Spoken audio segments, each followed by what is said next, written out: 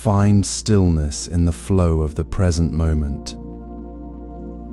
This gentle pause offers clarity as the world shifts and you transform with it.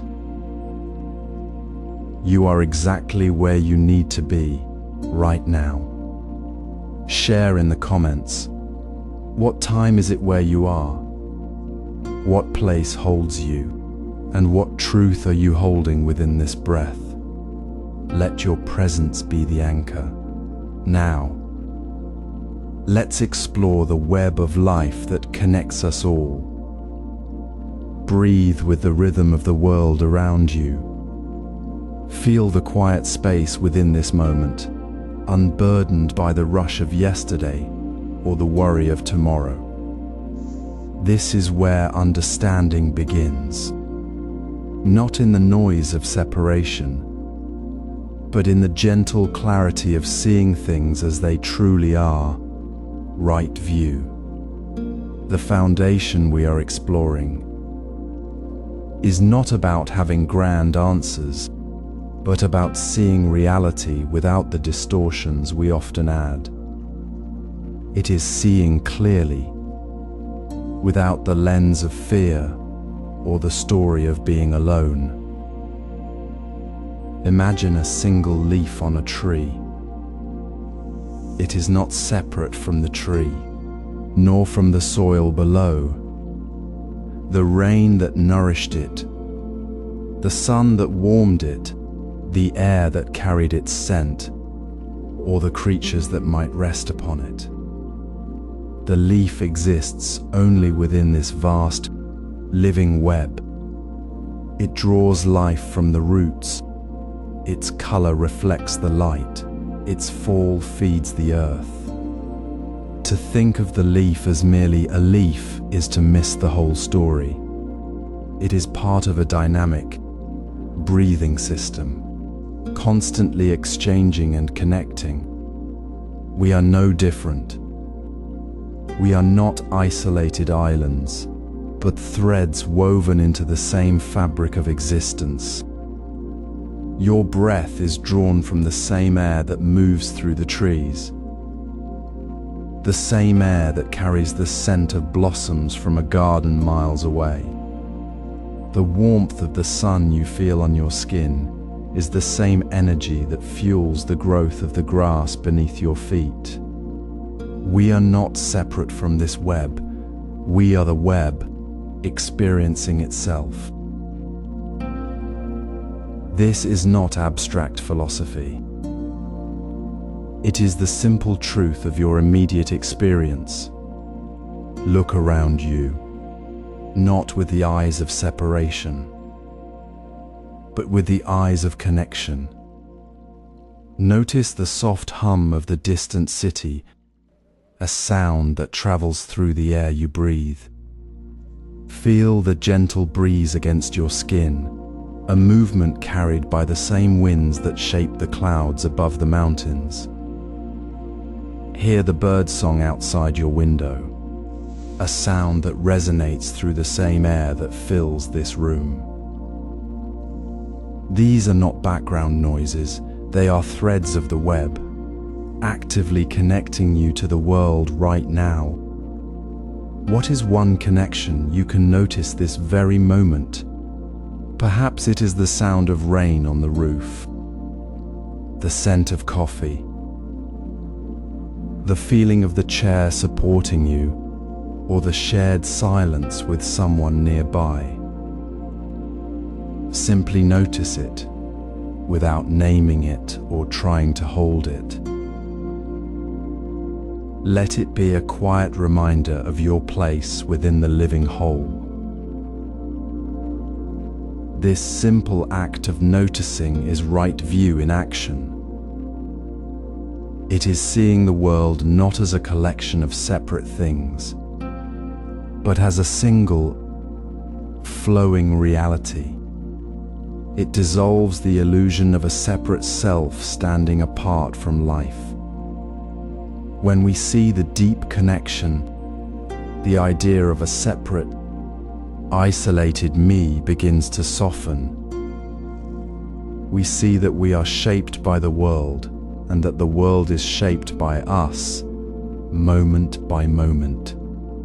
This web of connection reveals how our thoughts shape our perception of reality.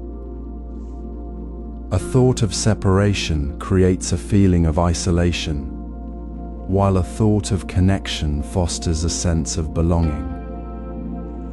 The way we see the web, the way we see the leaf, the way we see the air, directly shapes the world we experience within it.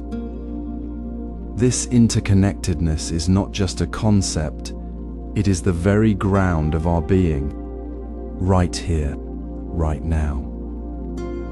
It is the quiet truth that underlies every breath, every sound, every moment of awareness. This web of connection reminds us that our thoughts are not just happening inside our heads, they are part of the living system we are already within. Let us settle into this quiet space together, feeling the gentle rhythm of your breath. We have been speaking of right view, that clear seeing which dissolves the illusion of separation. Now, let us gently turn our attention to how we actually perceive the world around us.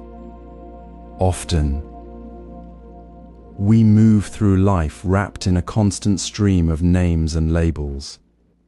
This is a cup. That is a tree. She is kind. He is difficult.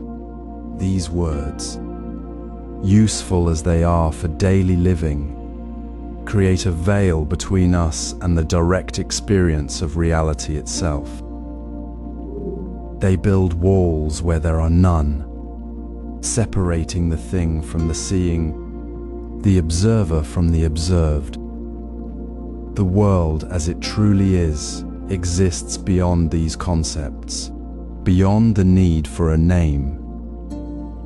It is simply what it is, a flowing, interconnected expression of life, unburdened by our mental categories.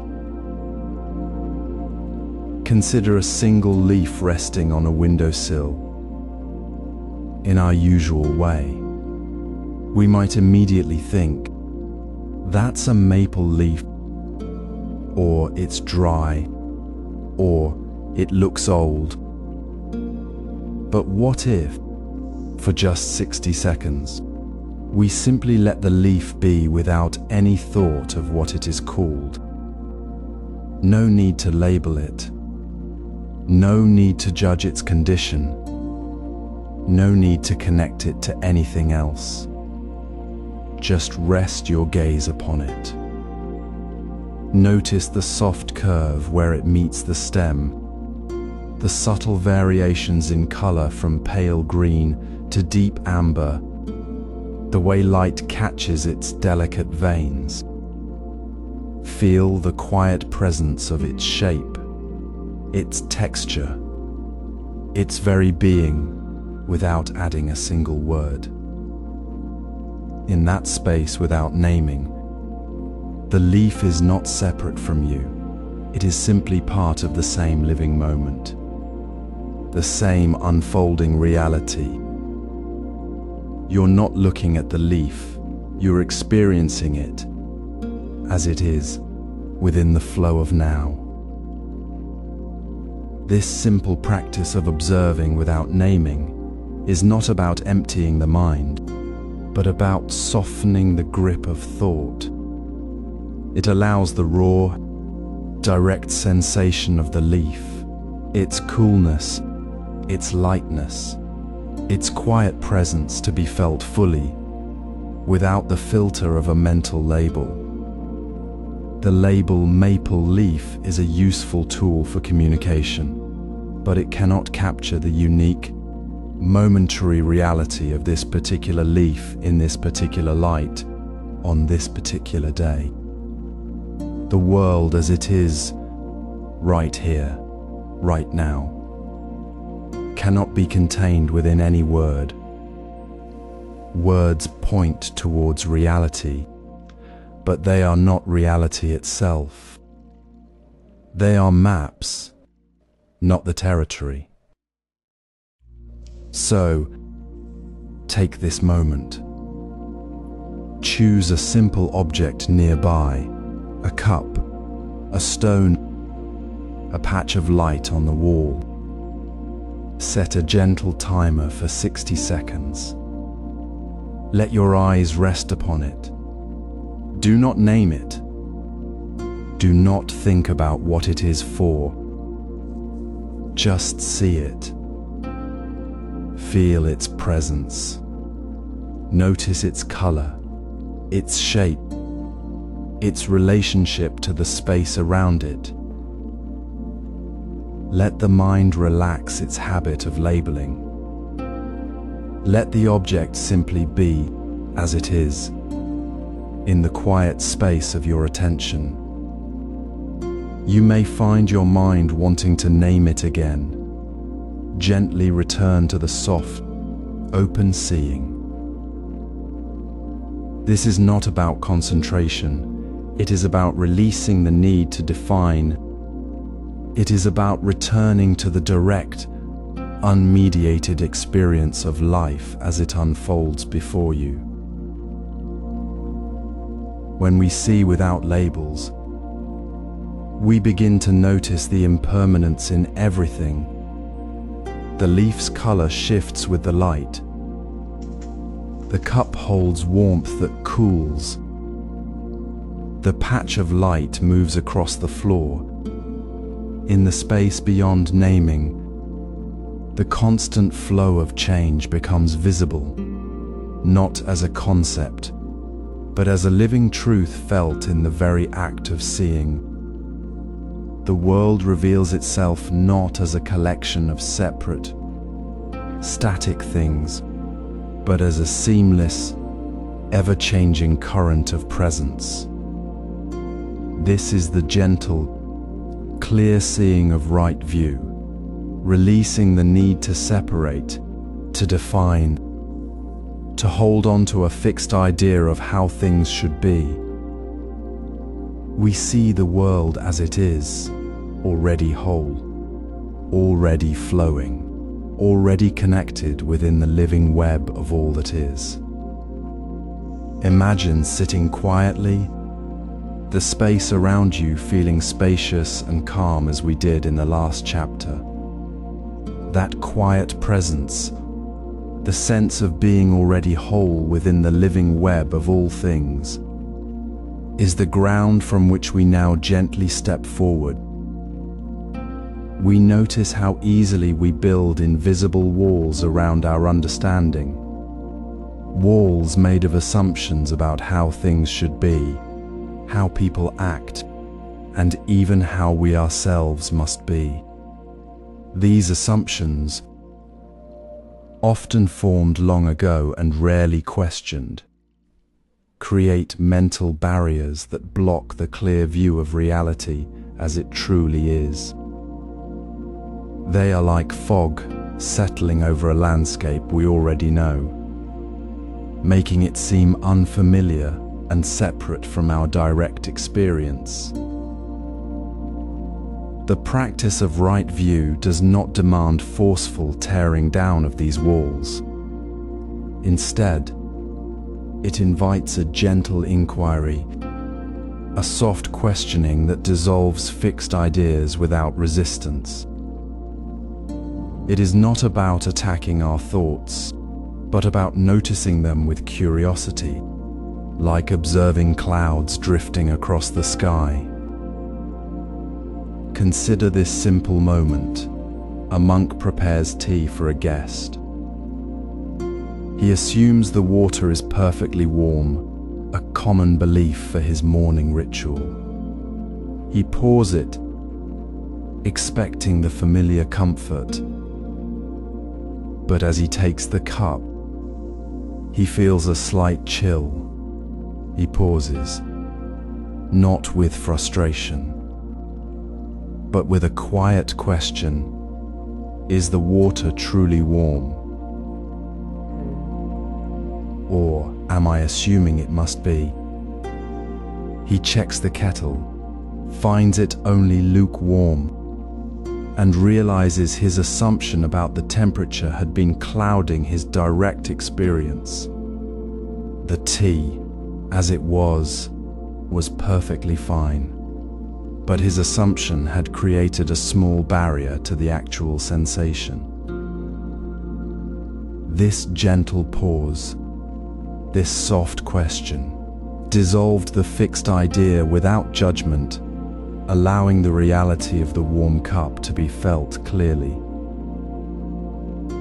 This is the essence of questioning assumptions gently. It is not about finding fault with ourselves, but about recognizing the habitual patterns that obscure the present moment. It invites us to step back from the story we tell ourselves and simply notice what is. Take a moment now, in this quiet space, to gently turn your attention inward. Notice one assumption you hold about yourself.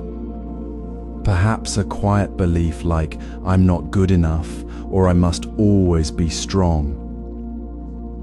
See it not as a fact, but as a thought, a habit of mine. Simply observe it, without trying to change it or prove it wrong. Ask yourself softly, is this truly how I am? Or is it just a story I've been telling myself? Let it be as it is, a passing thought, and feel the space that opens when that fixed idea loosens. This is not about becoming something new, but about seeing clearly what already is, without the added weight of the assumption. This gentle inquiry, this soft turning towards the question rather than the answer, naturally leads us to observe our thoughts without judgment. It is the quiet step that follows the moment of noticing the fog, the gentle act of lifting our gaze to see the landscape clearly once more. The question itself becomes the path, not a burden, as we practice this. We find the clarity we sought is not something we must achieve, but something we discover when we stop building walls around the simple, direct experience of being here, now. This is the beginning of seeing the world as it truly is, whole and flowing, already free of the mental barriers we once thought were necessary. Feel the quiet weight of the earth beneath you now.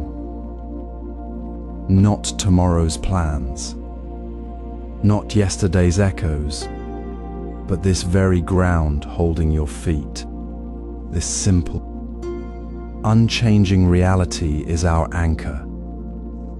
Right view does not come from distant horizons or mental constructs. It arises from directly meeting what is here, right now. We often build castles of expectation in the mind, seeking safety in the future, yet true trust cannot be found there. It blossoms only when we release the need to control what has not yet happened and rest fully in the only moment we ever truly have. The present moment is always available, like the air we breathe, never absent, always ready for awareness. It requires no preparation, no special effort, only the willingness to turn attention inward, to feel the quiet hum of being alive in this exact instant. Consider the monk washing his bowl. He does not think about the next meal, the next task, or whether the bowl is clean enough. His hands move with the water, the sound of the stream, the cool touch of the ceramic, all noticed without the need to name or judge. He is not seeking something beyond the washing, he is fully present within it. This is not passive waiting, it is active, gentle awareness. His trust is not in the outcome, but in the simple act of washing itself, the direct experience of water, motion, and stillness. There is no need to plan for the bowl's next use because the bowl's purpose is fulfilled in this moment of washing. Similarly, our lives unfold not in the future but in the quiet space between breaths, in the feeling of your feet connecting with the earth beneath you. So let us gently bring this awareness to our own bodies. Close your eyes if it feels right, or soften your gaze downward. Feel the subtle pressure of your feet against the floor. Notice the softness of your breath moving through your body.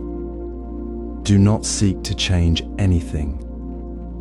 Do not chase a feeling of calm. Simply rest in the quiet reality of your feet on the ground. For 30 seconds, let your entire attention rest there. Feel the texture of your shoes or the bare soles, the slight give of the floor, the steady connection. In this small space, there is no past to regret, no future to fear. Only this, only now. The mind may wander, as minds do, but each time you notice it has wandered, gently return to the feeling of your feet.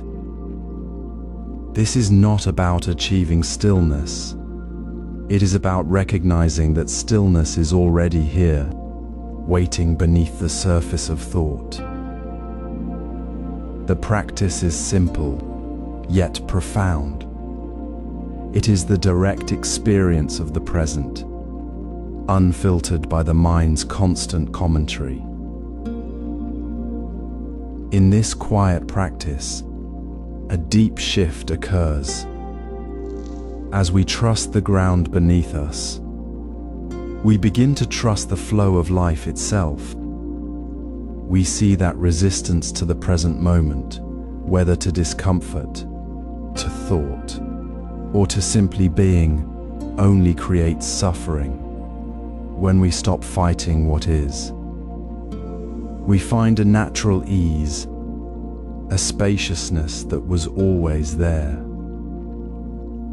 This trust, born of direct experience, dissolves the need to control or judge. We can then observe our thoughts without resistance, seeing them as passing clouds rather than commands. The mind may still create stories, but we no longer believe them to be the only truth. We know, in our bones, that the present moment is the only reality we ever truly touch. It is the foundation, the unshakable ground beneath all movement. With this trust, we can observe our thoughts without resistance. As we settle into the quiet space of the present moment, notice the subtle landscape within. Thoughts arise like ripples on a still pond, not as fixed commands or absolute truths, but as simple mental events passing through awareness. This is the essence of observing thoughts without judgment. They are not facts to be believed or actions to be taken. They are merely the natural movement of the mind, like leaves carried by a gentle breeze. When we meet each thought with a quiet curiosity rather than a sharp label of good or bad, we step away from the suffering that comes from resistance. Judgment creates a tightness, a struggle against what simply is. Observation, however, brings a clear spaciousness, like sunlight revealing the true shape of a cloud. We see the thought not as an enemy to fight, but as a temporary visitor in the vast sky of awareness. Consider a clear mountain lake at dawn. The sky above is vast and empty, reflecting the clouds as they drift across its surface. The clouds do not disturb the lake's fundamental stillness. They simply appear, shift, and fade. The lake does not grasp them, nor does it push them away. It simply holds the space for them to move through. Our mind, when observed with kindness, is like that lake. A thought arises, a memory, a worry, a fleeting idea, and instead of saying this is wrong or I must fix this, we gently notice its presence. We see it clearly, acknowledging it with a soft "ah." There is a thought without adding the weight of judgment. We do not chase it, nor do we cling to it. We simply allow it to be seen, as the lake allows the cloud to be reflected. The thought is not the lake, it is merely passing through the reflection. This practice is not about emptying the mind or forcing thoughts away. It is about changing our relationship to the thoughts themselves. When a thought about the past arises, we notice it as a memory, not a command to relive. When a thought about the future appears, we see it as a possibility, not a certainty to fear. We meet each one with the same gentle, non-judgmental awareness we would offer a bird flying overhead. We do not say stop thinking, that only creates more tension. Instead, we simply say I see a thought and return to the quiet awareness of the present moment. It is a practice of returning, again and again, to the spaciousness of now, not to the content of the thought. So as you sit quietly, perhaps with your eyes closed or softly open, notice the thoughts that come and go. Do not follow them into the story they tell. Instead, gently observe them as they arise, like clouds in the vast sky of your awareness. See the thought without adding your opinion. Let it be as it is, without needing to change it or hold on to it. Feel the subtle shift when you release the need to judge. The mind becomes quieter, clearer, more at ease. The tension dissolves not by forcing the thought away, but by seeing it clearly as a passing event, not a truth that must be carried.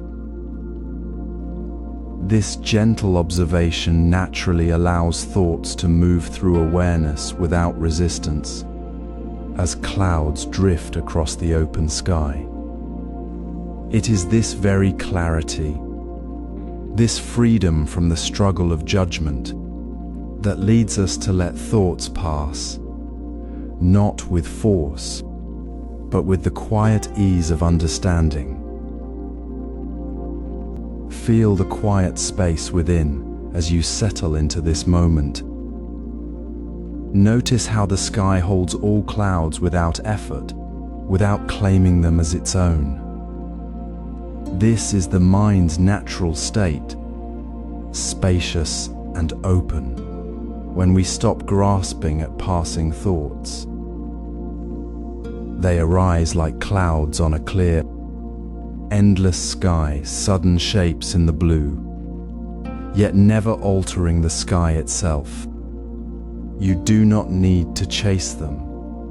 pull them closer or push them away. They simply are, and then they dissolve, leaving the sky undisturbed. This is the key. Thoughts are events in awareness, not the awareness itself. They come and go like weather, but the sky remains constant. When you notice a thought, say to yourself gently, not as a command, but as simple observation, "This is a thought," and then, without adding another layer of judgment, simply return to the space behind it.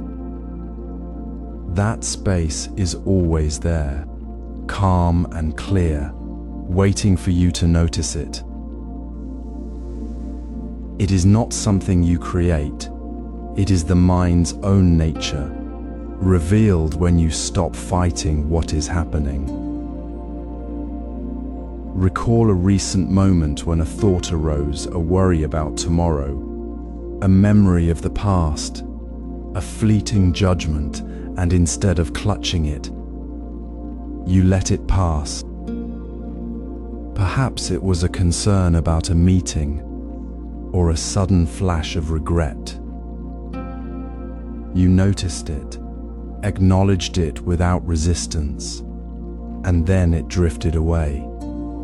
In that moment, did you feel a subtle softening, a release of tension?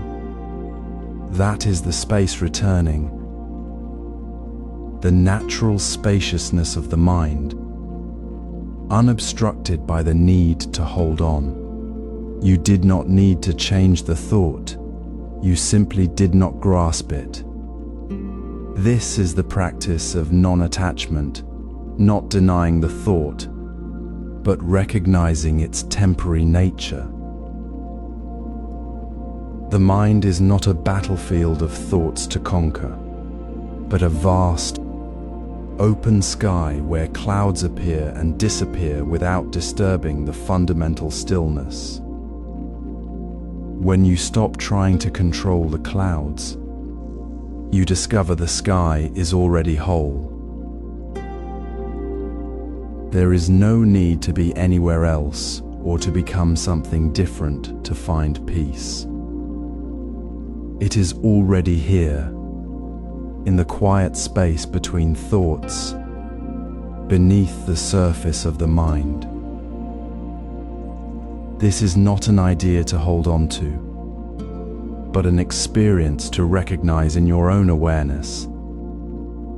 So when the next thought arises, notice its shape, its color, its energy, and then let it move on, like a cloud passing through a vast, clear sky. Do not ask it to stay or to go. Simply allow it to be what it is for a moment, and then let it go. You are not the thought. You are the awareness that holds it, yet remains untouched by it. This is how the mind becomes spacious, not through force, but through gentle, clear seeing. You are not trying to make thoughts disappear, you are simply not adding to them with resistance. The more you practice this, the more you realize that the mind's true nature is already open, already calm, already spacious. The thoughts are merely the weather on the surface, while the sky remains forever clear. Recall that moment of ease you felt when you let a thought pass without resistance. That feeling was not created by the thought leaving, it was the mind returning to its own natural state, which was always there. This is the quiet trust that arises not from controlling the future, but from fully meeting the present moment, exactly as it is, with all its passing thoughts. As thoughts pass, we discover the stillness beneath them. Morning light filters softly through the trees as birdsong fills the quiet garden. Sit here for a moment, breathing with the ease of the earth beneath you. Notice the gentle rhythm of your own breath. Now, observe the quiet space within your awareness. In this space, thoughts arise like ripples on a still pond, but they are not the pond itself. Often, these ripples form into patterns we call mental stories, narratives about what happened, what should have been, or what might happen next. They are not reality, but interpretations woven from memory and feeling. When we cling to these stories, believing them to be true or necessary, we create a subtle but constant tension within ourselves. We carry the weight of the past or the anxiety of the future right here in the present moment. This is the root of unnecessary suffering, a suffering we can gently release. Consider a common story.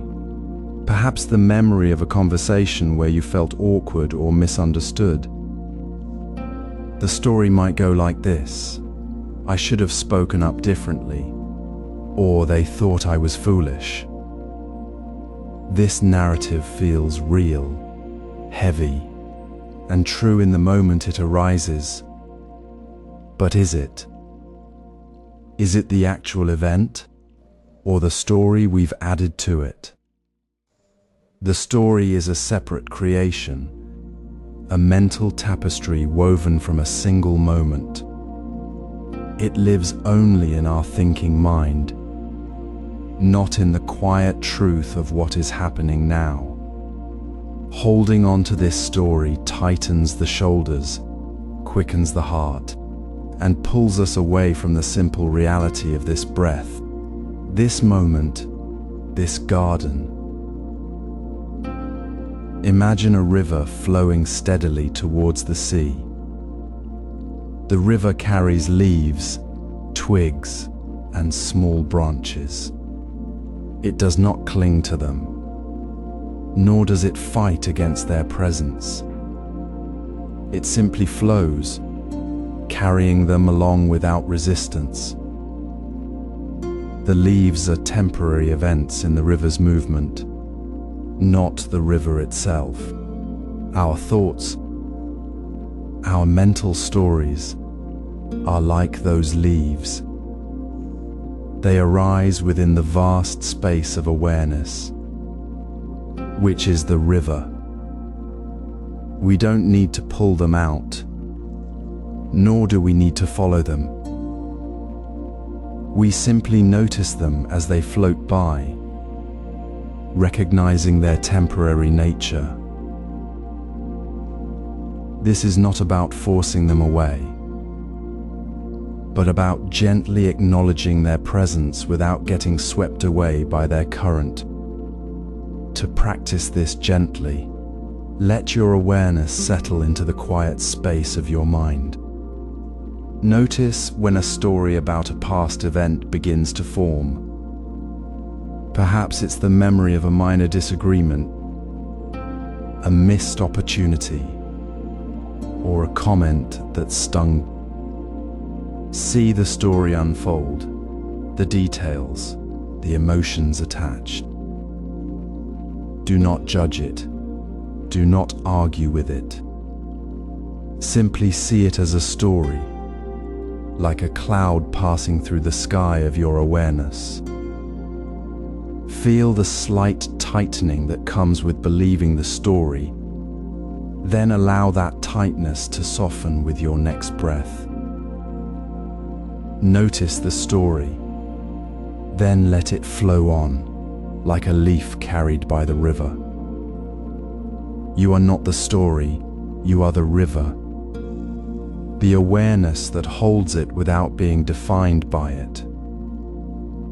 This release is not a struggle, it is a natural unfolding, a returning to the spaciousness that was always there. When we release these mental stories gently through this clear awareness, we create a profound shift. The space they occupied becomes open, clear, and available. We are no longer burdened by the past or the future, we are simply here, present. The river of awareness flows freely, unobstructed. Releasing these stories makes space for present moment awareness. When the mind feels scattered like leaves in a sudden wind, caught in the current of worry or planning, there is a quiet place within that remains untouched. This is not a place we search for, but a natural stillness already present. It is here, in the space between thoughts, that we find our anchor. The breath, simple and ever-present, offers this anchor without judgment. As we gently notice the cool air entering the nostrils, the slight rise of the chest, the warm release on the exhale, we return to the only moment that truly exists, now. Thoughts may arise like clouds passing across the sky, but the breath is the steady ground beneath our feet. We do not chase them, nor push them away. We simply acknowledge their passing, like observing a river flowing past a calm shore. This effortless noticing is not about emptying the mind, but about softening the grip of our habitual reactions. The clarity we seek does not come from forcing the mind to be quiet, but from stopping the frantic chase of thoughts.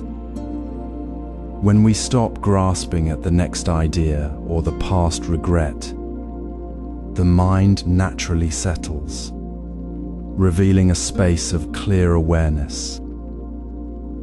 It is this space, this natural clarity, that allows us to see things as they truly are, not as our stories interpret them. Imagine a monk sitting beneath an ancient tree during a storm. Rain lashes the leaves, wind howls, yet the monk remains still, focused on the gentle rhythm of their own breath. The storm rages outside, but within, there is a profound calm. The monk does not deny the storm, nor does they try to control the wind. They simply breathe, anchored in the present sensation of air moving through them. The storm continues, but the monk's awareness is not swept away. This is not about escaping life's chaos, but about finding a stable center within it. The breath is the constant in the changing weather of our minds. It requires no special skill, only a gentle, consistent return to the feeling of the breath itself. This is the practice we offer to ourselves right now. Close your eyes softly, if it feels comfortable, or soften your gaze downward. Bring your attention to the natural flow of your breathing. Notice the subtle sensations without needing to change anything. Feel the air as it enters, a gentle coolness. Feel the body as it expands slightly. Feel the air as it leaves, a soft warmth. There is no need to make the breath deep or slow. Simply observe its natural pace. If thoughts arise, as they will, acknowledge them with a soft mental note like thinking, and gently return to the sensation of the breath. Do not judge the thoughts or yourself for having them. Simply return. Practice this awareness for 2 minutes, letting the breath be your constant companion in the midst of the mental weather. Let the breath be the quiet rhythm that grounds you when the mind feels unsteady. In this simple act of returning to the breath, we discover a profound truth. The mind is not a problem to be solved, but a river flowing naturally. When we stop trying to steer the river, we see its clear water beneath the surface ripples. This clarity is not something we create. It emerges when we stop pushing and pulling. When we simply rest in the present moment, anchored by the breath. It is the natural state of mind when we release the struggle. And this clarity, this deep calm found in the simple act of breathing, is what allows us to see the ordinary moments of our daily life with fresh, clear eyes, the cup of tea, the sound of birds, the face of a friend, all reveal their true nature, free from the tinted glasses of our mental stories. This is the gentle gift of mindful breathing, the quiet door to seeing reality as it is. This clarity allows us to see daily life with fresh eyes. As you sip your morning tea, notice how the steam rises and fades, how the warmth in your cup cools to room temperature, and how the light through the window shifts just slightly as the day moves forward. This is the quiet rhythm of impermanence, happening now, not somewhere else in the future or past. It is not a loss, but the natural flow of life itself, like water moving through a stream. Our routines, waking, walking, working, eating, feel solid, yet they are always changing, even when we do not notice. The chair you sit in today might feel familiar, but tomorrow the angle of the light will be different, or a new sound will enter your quiet morning. This constant flow is not a problem to fix, nor a sadness to mourn. It is simply how reality unfolds, moment by moment, without judgment. Consider the simple act of making tea. You fill the kettle, wait for the water to hum, pour it over the leaves, and watch the color deepen in the cup.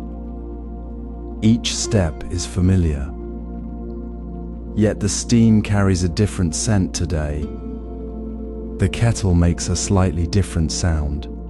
The leaves release their aroma in a way that feels new. You do not need to hold on to the exact moment. You simply witness the process as it happens. The tea is not the same as it was yesterday, and that is perfectly natural.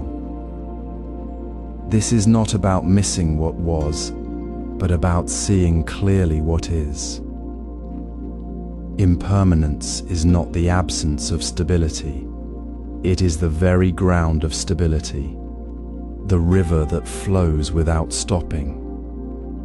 When we stop resisting the change, we find a deeper ease in the present.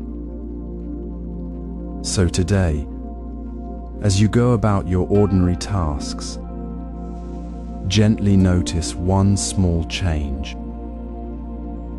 It might be the way the wind moves the leaves on the tree outside your window, the new rhythm of your footsteps on the pavement, or even the shift in your own breath as you pause for a moment. You do not need to seek a dramatic change. Simply notice with curiosity, not expectation. Is the coffee cooler than yesterday? Does the morning light feel softer? Are the birds singing a different tune today? This is not about analyzing or labeling. It is about softening your attention to the subtle shifts already happening all around you. When you notice this small change, you are practicing right view. You are seeing reality as it is, not as you wish it to be. This gentle noticing, this acceptance of the river's flow, is where non-attachment begins.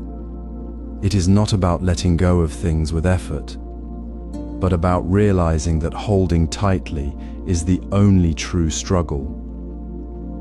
When you see the tea cooling without trying to stop it, when you feel the sun shift without grasping for the same warmth, you naturally release the need to control the moment. You simply rest in the flow. This is how we step into the ordinary with a heart that is open, not afraid, not clinging. The river flows, and we learn to swim within it, not against it. As we rest in this understanding, the next step becomes clear. Accepting impermanence naturally leads to non-attachment.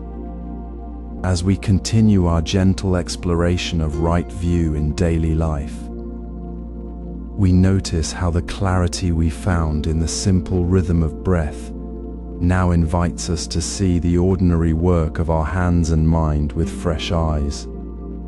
We have come to understand that impermanence is not a loss to resist, but the natural flow of reality itself. This effortless acceptance, this calm witnessing of change, now guides us as we step into our work. Too often we carry the weight of expectation, tying our peace to a specific outcome, whether it is a project's success, a colleague's approval, or a perfect result. This tight grip on what must happen creates a subtle suffering, a constant undercurrent of anxiety that obscures the present moment. It pulls us away from the only place we truly are, the unfolding now. Consider the potter shaping clay on a wheel. The potter does not fixate on the final vase, its smooth curve, or the praise it might receive. Instead, they feel the cool, yielding earth beneath their palms, hear the quiet hum of the wheel, and move with the clay's natural resistance. They are fully present with the task itself, the pressure of their fingers, the water on the surface. The vase forms not because they force it, but because they are deeply engaged in the process. Their hands know the clay, and the clay knows their touch. The outcome is simply the natural expression of that full presence. There is no struggle against what is, only a quiet, steady attention to what is happening right now. This is the practice we can bring to our own work. When you prepare a report, answer an email, or join a meeting, notice the subtle habits of your mind. Do you find yourself already imagining the positive response, or worrying about a missed detail? Gently return to the sensory reality of the moment. Feel the keys beneath your fingers as you type. Hear the quiet hum of your computer. Sense the air in the room. Notice the thoughts about the outcome arising, and let them pass like clouds in a clear sky. Your work is not the email sent or the presentation delivered. It is the careful attention you give to the words you choose, the care in listening, the quiet focus in the space between tasks. Work with the fullness of your attention on the step before you, not the destination. This is not indifference. It is a deep respect for the work itself, for the present act of doing. In this way, the tension of seeking results dissolves. You are no longer wrestling with an uncertain future, but simply being fully here, with the tea in your cup, the sound of your breath, the task at hand. The pressure to control what cannot be controlled lifts. You begin to see that the work, the process, the very act of engaging with life as it is already complete in its own right. This non-attachment frees us to embrace uncertainty. We no longer fear the unexpected shift, for we know we are already present within it, not clinging to a fixed idea of how things must be. We move through the day with a quiet confidence, rooted in the ground of the present moment. As you move through your day, notice how often you meet the unknown with a quiet tension. A missed call, an unanswered email, a weather change, or simply the next moment unfolding without a map. We often treat these uncertainties as disruptions, as problems to solve, as threats to our sense of control. But what if uncertainty is not the enemy, but the very fabric of life itself? Right view invites us to see this not as a flaw in reality, but as its natural, unchanging rhythm. Life flows like water, always finding new paths, never holding still. To resist the current is to strain against the river itself. Peace does not come from forcing certainty where none exists. It arises when we gently release the grip of must be this way and simply rest within the flow. Consider a simple moment with tea. You pour hot water over leaves in a cup. The steam rises, curling unpredictably in the air. You might feel a slight urge to control the steam, to make it move in a specific shape, to force it into a pattern you expect. But the steam has its own nature. It responds to the heat, the air, the space around it. It does not care about your plans. If you watch without trying to shape it, you see its beauty in its natural movement. The steam is simply there, rising, changing, dissolving. You don't need to fix it. You don't need to fear it. You simply observe it, and in that observation, a quiet calm settles within you. This is the essence of embracing the unknown, not seeking to own it, but resting within its presence. Now, bring this gentle awareness to your own life. As you breathe softly, notice one uncertainty you are currently holding. Perhaps it is a conversation yet to happen, a decision needing clarity, or simply the quiet hum of not knowing what the afternoon will bring. Do not try to solve it now. Do not judge yourself for feeling unsettled. Simply notice it.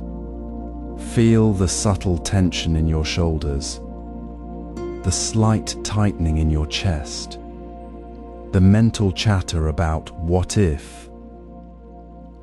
Then, with a soft breath, let that tension soften. Acknowledge the uncertainty without adding resistance. This is uncertain. It is okay to not know. Feel the space that opens when you stop fighting the unknown.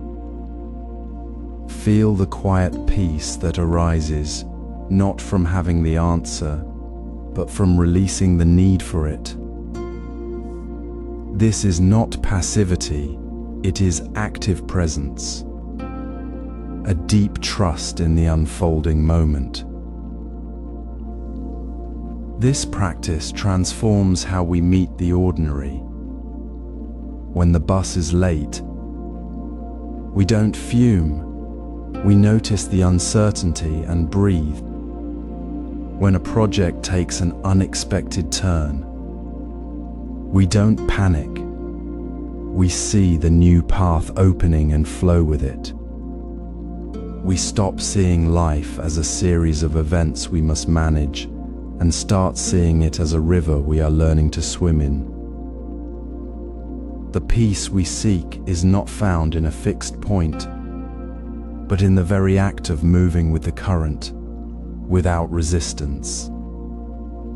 It is the quiet ease of knowing that uncertainty is not a threat to be overcome, but the natural ground upon which we stand, moment by moment.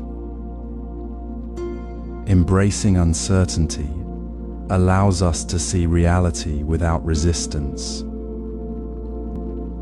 Imagine the quiet moment before you lift your cup. The water has just boiled, steam rising like a soft breath from the kettle. You pour it over tea leaves in a simple cup, watching the color deepen, the fragrance fill the air. This is not a special occasion, yet in this ordinary act, something profound unfolds. Right view invites us to see that the sacred is not hidden in distant mountains or grand ceremonies, but right here, in the steam, the warmth, the gentle sound of water. Peace does not come from waiting for something extraordinary to happen. It is found precisely in the full attention we give to what is already here, right now. This is the practice, to drink your tea not as a task to be finished, but as a complete moment to be experienced. Consider the tea maker in a simple Zen monastery. They do not rush to finish the task of preparing tea. They feel the weight of the kettle, the rhythm of pouring, the way the leaves unfurl in the hot water. They notice the heat radiating from the cup, the way the aroma shifts as the steam cools. There is no thought of the next meeting, no worry about whether the tea is perfect, no expectation that this moment should be different. The water is hot, the leaves are steeping, the cup is warm. This is all there is. In this complete presence, the ordinary becomes extraordinary. The act of pouring tea is no longer just a means to an end. It is the end itself, a perfect expression of the present. The mind, usually caught in the past or future, settles into the simple reality of this cup, Anxiety about what comes next dissolves because there is nowhere else to be. Uncertainty about the day's events is held gently, not as a problem, but as part of the flow, like the steam rising from the cup. The tea is simply tea, the moment simply now, and this is enough. So, take your next cup of tea. Feel the warmth of the ceramic against your palms. Watch the liquid swirl as you stir. Notice the scent that rises with the steam. Listen to the quiet sound of the leaves settling. Do not think about the email you must answer later, or the meeting you will have tomorrow. Just feel the heat. See the color, smell the fragrance. Let the cup be your entire world for these few minutes. This is not about achieving a state of calm. It is about resting fully within the simple fact of this moment. It is the practice of seeing without the filter of desire or aversion. The cup is not a problem to solve. It is a gift to be received. In this full attention, the ordinary act of drinking tea becomes a sacred offering to the present moment, revealing the peace that was always here, waiting to be noticed in the simplest things. The fear of uncertainty fades not because the uncertainty disappears, but because you are no longer fighting the flow of what is. You are simply resting within it, as the tea rests in the cup. This small moment awareness reveals the sacred in all things. As the steam from your teacup rises and settles, notice how the quiet rhythm of your breath continues, even as the world shifts around you. This simple, ever-present rhythm is our truest anchor. Unlike the changing conditions of life, the uncertainty you gently accepted in the tea steaming moment, the breath remains constant, always available to bring you back to this very now. It is not something you must find or force. It is already here, a quiet teacher within your own body. The calm you seek does not come from struggling to hold on to stillness or pushing away the noise of thoughts. Instead, it arises naturally when you simply return, again and again, to the gentle rise and fall of your breath. This is the practice, not effort, but the soft, unwavering attention of noticing the breath as it is, without judgment or correction. It is the quiet space where the mind, tired from chasing the future or ruminating on the past, finally rests. Imagine sitting by a small pond. A single leaf drifts across the water, moving with the current, touching the surface, and then passing on. The pond does not grasp the leaf, nor does it fight its movement. It simply holds the space for the leaf to be there and then to be gone. Your breath is like that pond, deeply still at its core, holding the passing moments of thought and sensation without disturbance. The leaf's movement is natural, like thoughts arising. The pond's stillness remains unchanged. This is the calm that comes from consistent practice, not from trying to stop the leaf from drifting. It is the peace of recognizing that the movement is not the problem, but the stillness is always present beneath it.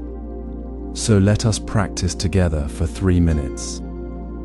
Sit comfortably, allowing your body to settle. Close your eyes softly or soften your gaze downward. Feel the natural rhythm of your breath entering through your nostrils, filling your lungs and leaving your body.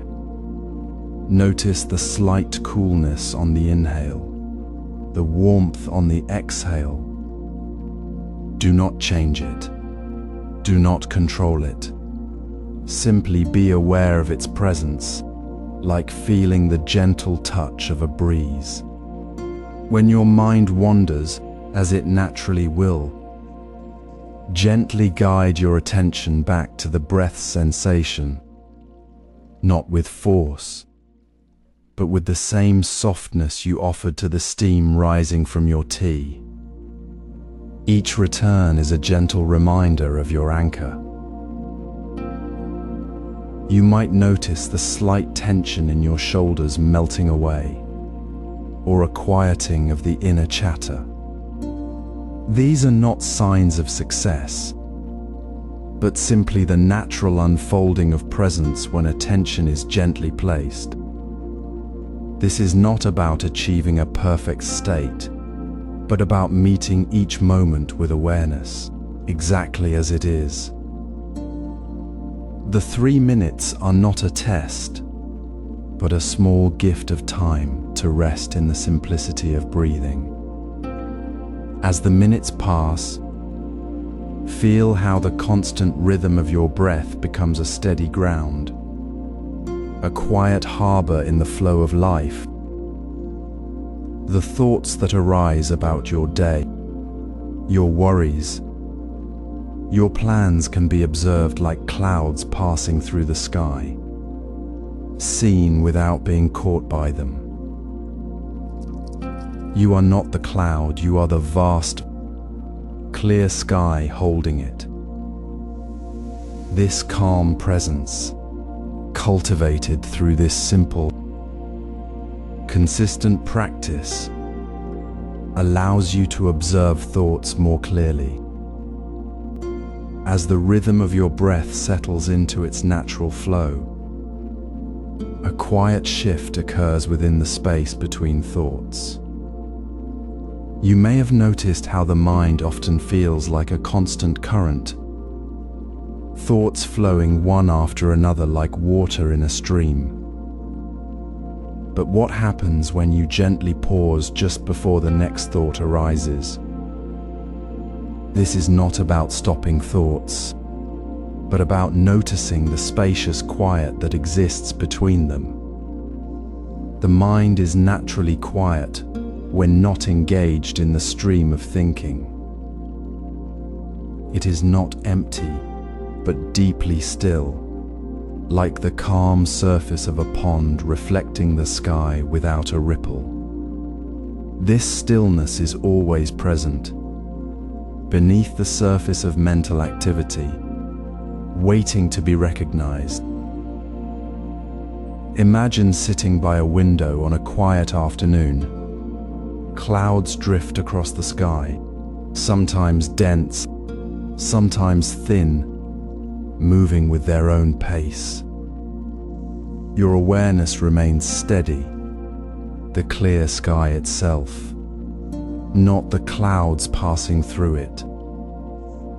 The clouds, your thoughts, come and go, but the sky of your awareness remains unchanged, spacious and undisturbed.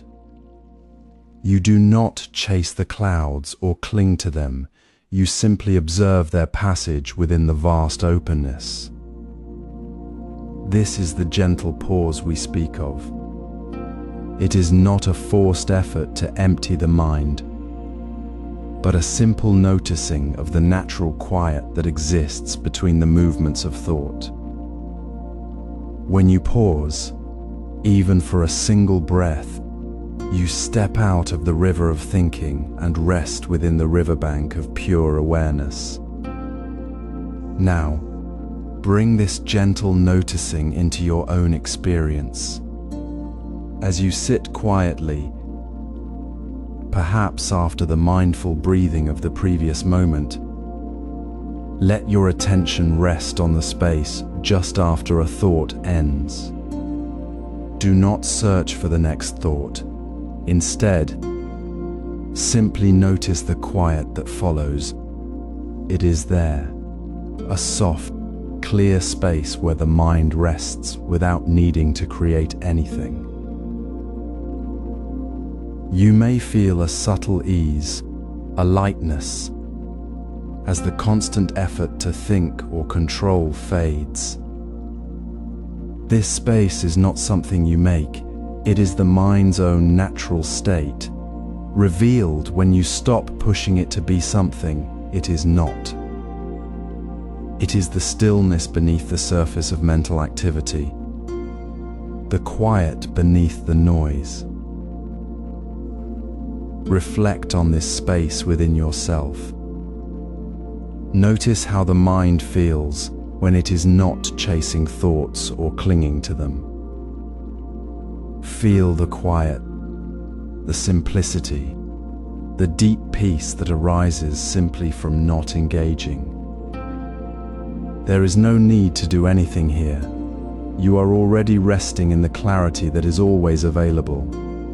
This is not a special state to be achieved, but a recognition of what is already present, beneath the surface of thinking.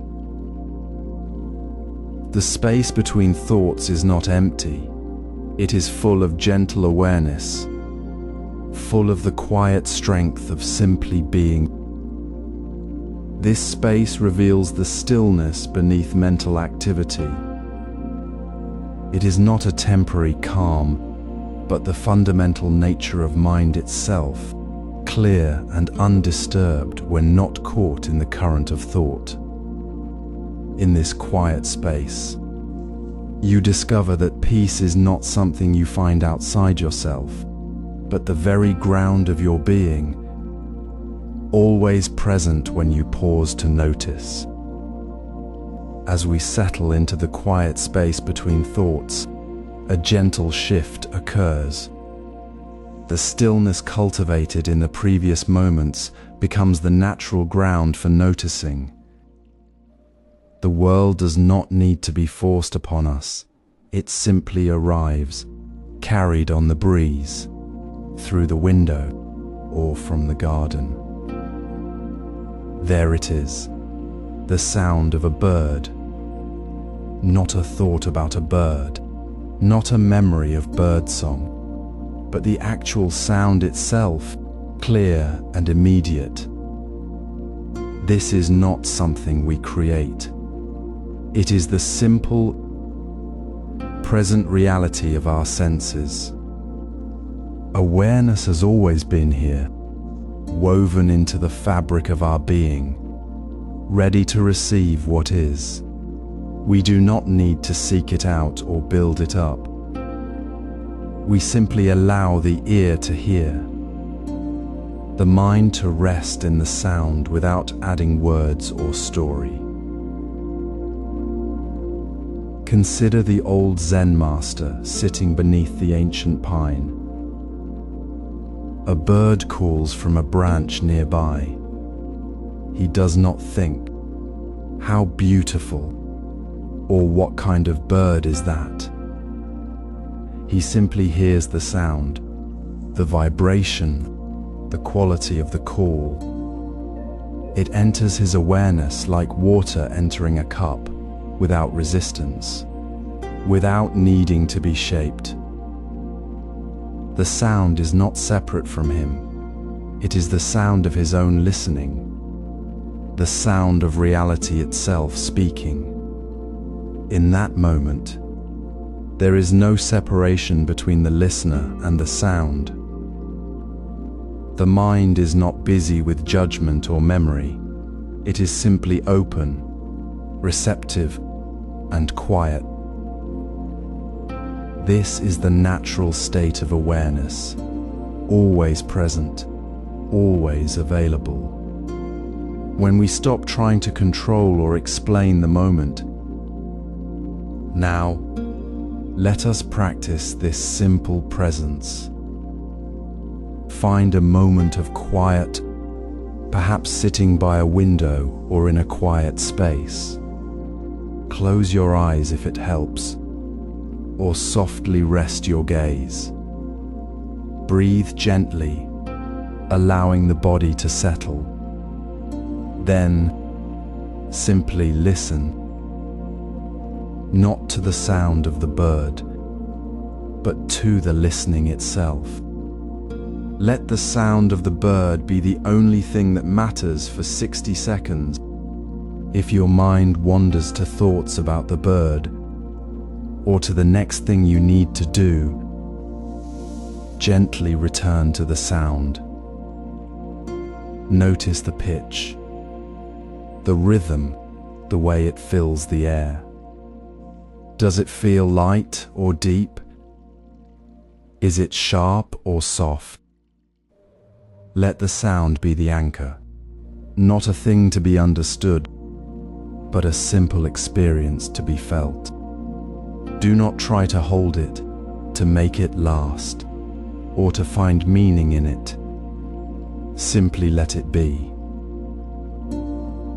The sound comes and goes, just as thoughts come and go. Your awareness remains steady, like the ground beneath the sound. This practice is not about achieving a special state. It is about remembering what is already true, that we are deeply connected to the world through our senses. The bird's song is not an interruption to our peace. It is the very fabric of peace unfolding. Each sound, each sensation, is a reminder that reality is not separate from us. It is here, now, in the space of our listening. When we listen without judgment, without the need to fix or change, we step into a deeper understanding. We realize that the world is not something outside of us to be observed, but the living expression of our own awareness. This sensory awareness connects us to nature's wisdom. Notice how the space between thoughts feels quiet, not empty but full of quiet possibility. This is the natural state we've been gently resting in, the calm ground beneath the surface of our awareness. Now, let us deepen this understanding. A calm mind does not distort reality, it simply reflects it, like still water holding the sky.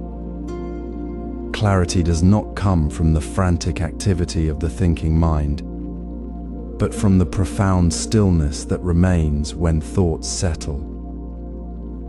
The mind's natural clarity is not something we create through effort. It is already present, waiting for the surface to become still. Consider a simple story often shared in Zen practice. A monk once carried a jar of muddy water, seeking to see his reflection clearly. He shook the jar, stirred the water, and saw only a blur. He tried harder, stirring faster. Yet the mud swirled more fiercely.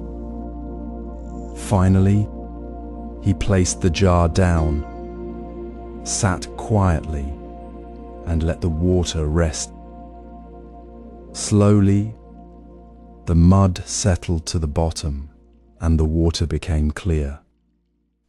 In that stillness, the monk saw his own face reflected perfectly, as well as the clouds above.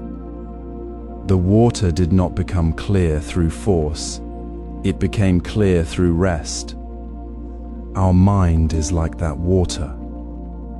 When we stop stirring the mud of endless thoughts, the reality of the present moment becomes visible, unclouded and undistorted. This is the practice we offer now. Sit quietly for a moment, not to do anything, but simply to be present. Notice the sound of the wind in the trees, the hum of the world outside, the rhythm of your own breath. Do not chase these sounds with thoughts like, "I hear a bird," or "this is peaceful." Simply allow the sounds to be heard without adding words. Feel the space between each thought. As you do this, observe what becomes clear. Is it the texture of the light falling on your hand? The feeling of your body resting in the chair? The quiet understanding that you are already whole, already at peace? This clarity is not something we gain, it is what we discover when the surface of our mind is calm. This is not about achieving a blank mind. It is about recognizing the stillness that is always there, beneath the surface. When thoughts arise, do not push them away or cling to them. Gently return to the feeling of the breath, the sensation of sitting, the quiet space between. In that return, you are not forcing calm, you are remembering it. You are allowing the natural clarity of your awareness to reveal what is already true. Notice how the world appears when your mind is no longer clouded by judgment or the need to label.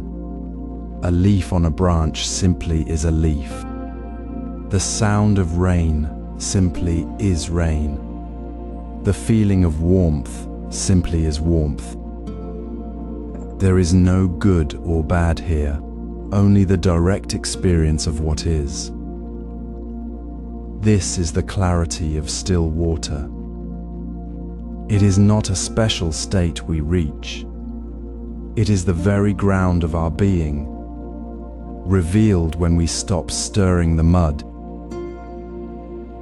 With clear seeing, we naturally see reality without labels. The world appears not as a collection of concepts, but as a living, breathing, ever-changing flow of direct experience. This is not a distant ideal. It is the simple truth waiting for us right here, right now, in the quiet space between thoughts. Let this understanding settle within you as the water settles, and see what the world reveals when you simply see it. In the quiet space between words, where thoughts have settled like dust in sunlight, we find the ground for true connection. Often, we carry invisible maps of how others should speak, how they should feel, or how a conversation should unfold. These maps are our fixed ideas, and they create walls between us, even when we sit side by side. We hear words, but our mind labels them, judges them, and shapes them into something that fits our preconceived picture. This is not listening, it is waiting for our own story to be confirmed. The conflict arises not from the other person, but from our own resistance to the reality of the moment, the reality of them. Letting go of these fixed ideas is not about losing our sense of self. It is about stepping out of the narrow lane of our own expectations and stepping into the open field of what is actually happening right now. It is the gentle release of the need for the conversation to be a certain way. When we let go, the space opens. We can truly see the other person, not as a reflection of our own thoughts, but as they are in this moment, their words, their silence, their slight shift in posture. We meet them without the filter of what we thought they should be. This is how authentic connection blooms, naturally, without force. It is the warmth of a shared breath, the quiet understanding that happens when we stop trying to make the other person fit our idea of them. Imagine a simple moment in a Zen tea room. Two people sit facing each other, the steam rising from their cups. One person has a fixed idea. They expect the other to speak first, to say something profound, to share a deep insight. They wait, holding their own thoughts tightly, ready to respond with their own carefully formed idea. The silence becomes heavy, charged with expectation. Then, the teacher, observing gently, says softly, "Not the cup, but the tea. Not the expectation, but the moment." The person pauses. They look at the other, not through the lens of what they should say, but seeing the other person's quiet presence, the slight tremor in their hand holding the cup, the unspoken question in their eyes. The fixed idea dissolves. The space opens. A simple, genuine question arises. How are you feeling right now? And the answer, however simple, is met with true presence, not with a prepared reply. This is the practice. In your next conversation, gently notice if you're holding a fixed idea. Perhaps you expect a friend to be cheerful, or a colleague to agree with you, or a partner to say something specific. Notice it without judgment. See it as a cloud passing through the sky of your awareness. Simply notice, there is the idea that they should be happy, or there is the idea that they should understand my point. Then, softly, let it go, not by forcing it away, but by turning your attention to the actual words being spoken, the tone of voice, the look in their eyes. Feel the actual presence of the other person, not the picture you created. This noticing and releasing is not a single act. It is a gentle return to the present, again and again, in every exchange. When we release the fixed map, we step off the path we thought we must walk. We find ourselves walking the actual path with the other person, together. We see the threads of connection that were always there, hidden by our own rigid thoughts. The space created by letting go is not empty, it is filled with the clear, warm possibility of genuine understanding. Releasing fixed ideas makes space for understanding interdependence. Imagine sitting by a quiet stream, watching water flow without clinging to its shape. Now imagine your mind as that stream, yet instead of water, it carries a constant current of stories about yourself. These stories are not the river itself, but the thoughts we weave into its flow, stories of past mistakes, future anxieties, or the person we believe we should be. They build walls around us, creating a world of unnecessary suffering. We carry these stories as if they were true, forgetting they are merely mental constructions. This is the root of resistance, the quiet struggle against what simply is. Stories arise from our desire to control or understand, but they trap us in a loop of reaction. When we tell ourselves, "I am not good enough," or "this situation is unfair," we add layers of tension to the present moment. The suffering comes not from the event itself, but from the story we attach to it. Yet the story is not solid, it is made of air, dissolving when we stop feeding it with our attention. We do not need to fight it or chase it away. We simply stop watering it with our worry, our self-criticism, or our need to fix it. Consider this Zen moment. A monk sat by a river, watching his reflection. He saw a distorted face in the water and felt anger at the image. He tried to smooth the water with his hand, but the ripples only grew. Finally, he let his hand rest and breathed. The water calmed, and his reflection returned clear. The story of a distorted face had been his own resistance to the natural flow. The river was never broken. His story was. When he stopped feeding the story with his effort, it ended. The water held the sky as it always did. Now, bring this gentle awareness to your own mind.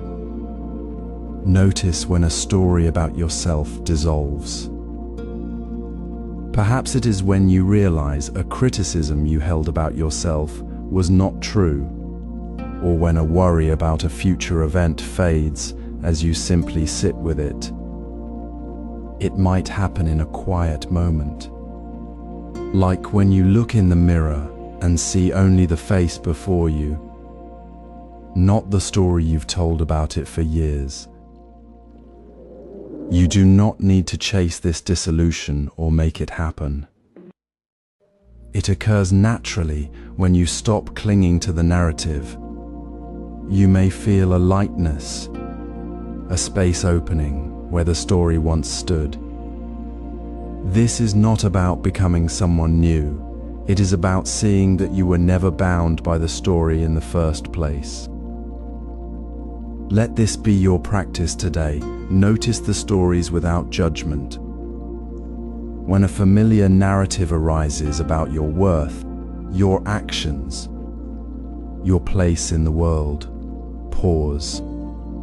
Feel the tension it creates. Then, gently ask, is this story true, or is it a thought? Rest in the space between the thought and the reaction.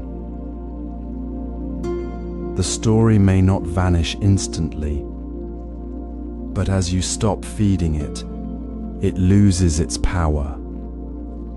You will feel the subtle shift, like a cloud passing through the sky, leaving the vast openness behind.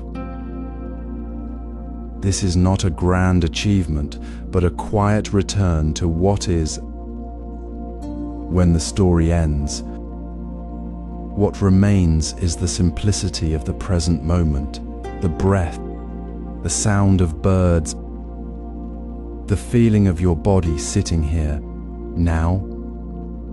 Releasing stories allows us to accept what is present, not as it might be, but as it truly is. The river flows, the sky holds, and we are simply here, without the need to add another layer of meaning. Feel the quiet hum of a stream, the gentle sound of water moving over smooth stones. Notice how it doesn't fight the rocks or the bends in its path. It simply flows, finding the way without force, without a single thought of resistance. This is the natural state of life, flowing through us, not against us. We often forget this, caught instead in the tension of pushing against what simply is. We expect the stream to move differently, to smooth out every obstacle. And in that expectation, we create suffering. The resistance is not in the water, it is in our clenched hands trying to hold it still. Resistance is the friction that burns energy. It is the tightness in the shoulders when a meeting runs long, the internal arguing when a friend says something unexpected, the quiet storm inside when the coffee is cold.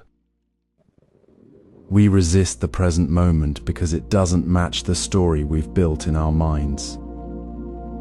We hold on to the idea of how things should be, and when reality arrives as it is, we push against it. This pushing creates the suffering we feel. It is not the situation itself that is heavy, it is the weight of our refusal to let it be as it is. Life flows through us like water through a riverbed. It is not separate from us, it is the very movement of our being. When we stop resisting, when we stop trying to steer the current, we find a deep ease. We are no longer fighting the river, we are the river. The water doesn't struggle against the stones, it flows around them, carving its path with patient, unforced grace. It accepts the shape of the land, and in that acceptance, it moves with effortless power. This is the wisdom of flowing. So today, practice noticing that moment of resistance. Not to judge it, but simply to see it. Perhaps it's the irritation when the bus is late, or the frustration when a task takes longer than planned.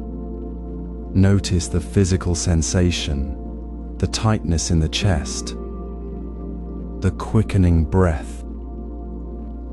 Feel the story forming in your mind. This shouldn't be happening.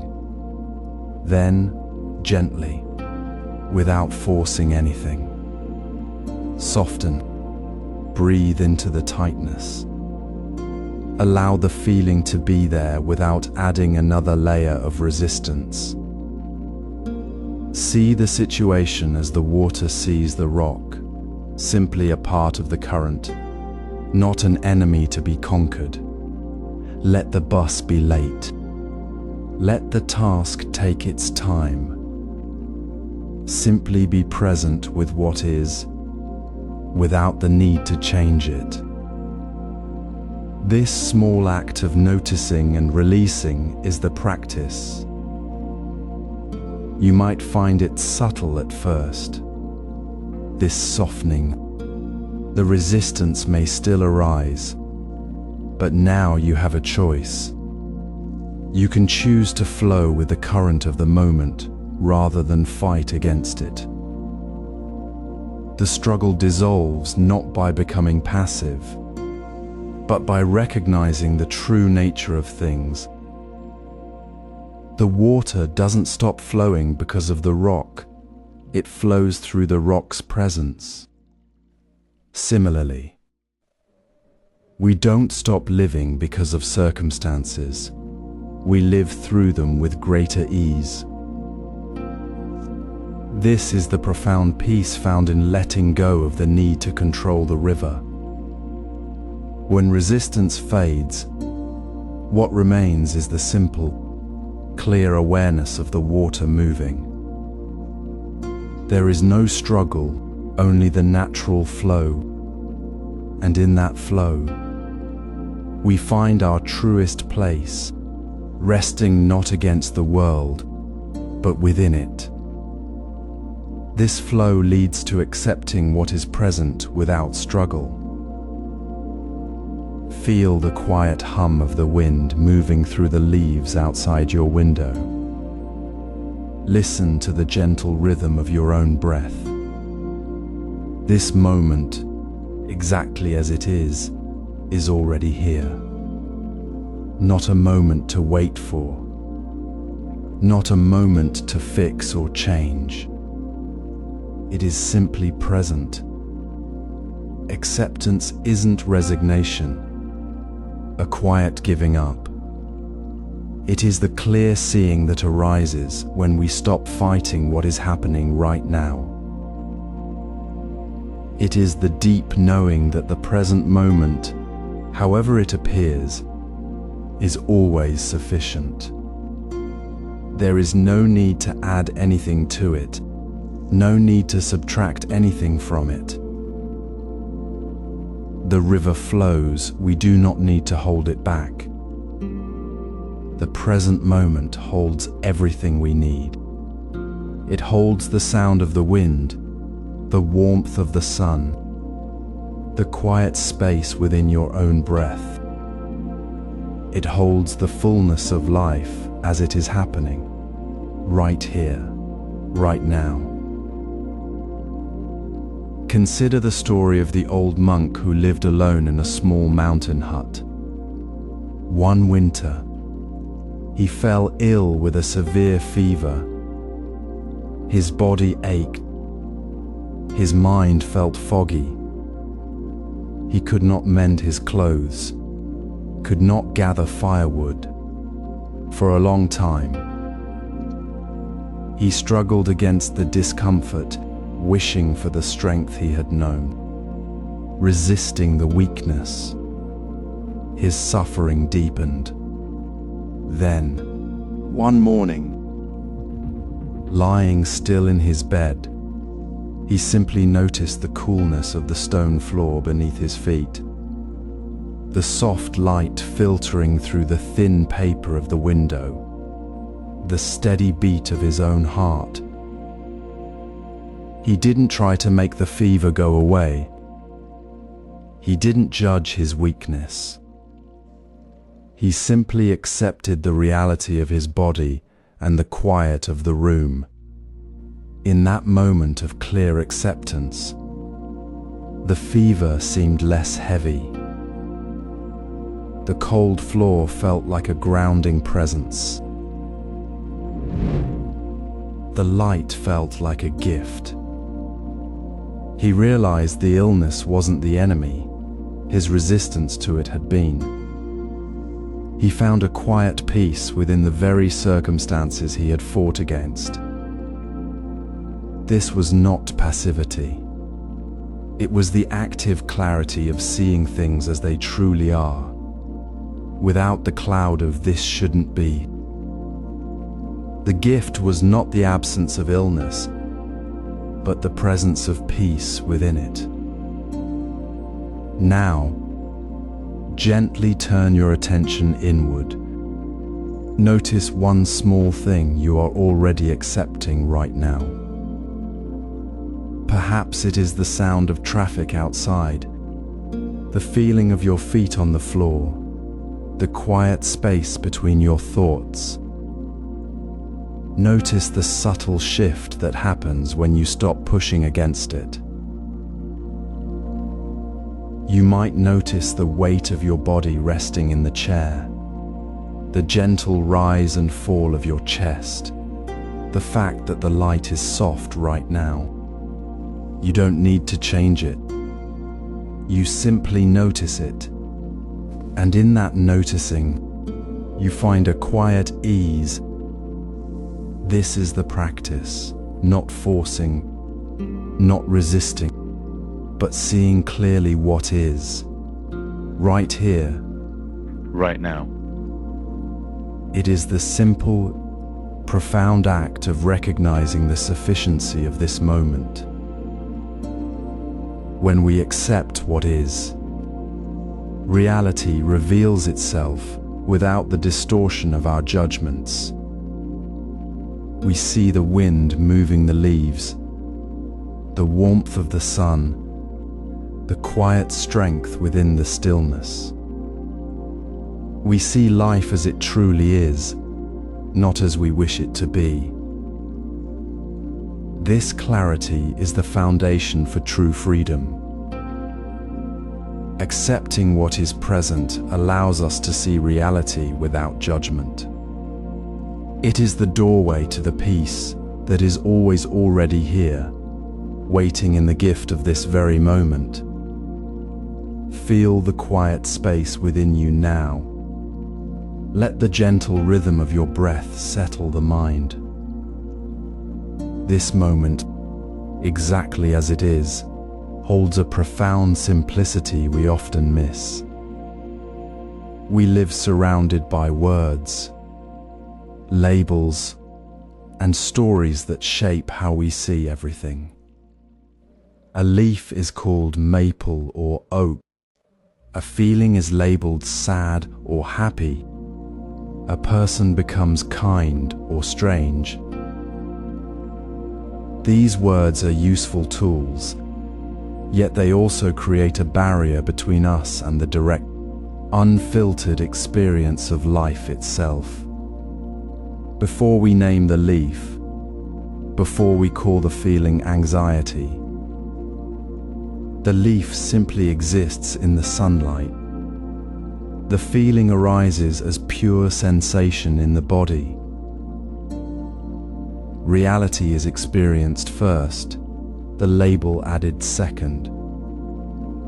The label separates us from the living truth of the moment, placing a wall between our direct seeing and the world as it truly is. Imagine a single leaf resting on a table before you. Don't think of it as a maple leaf or a fallen leaf. Simply look. Notice the way light catches its edges. The subtle veins tracing through the surface. The soft curve where it bends. The slight variation in color from deep green to the faintest yellow at the tip. Feel the coolness of the air near it, the quiet presence of the space it occupies. Do not name the color green or the shape oval. Just observe the visual texture, the quiet movement of light, the simple fact of its existence right here, right now. This is reality without the filter of language.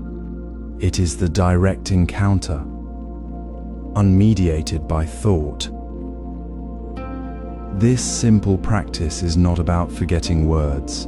It is about remembering that words are not the thing itself.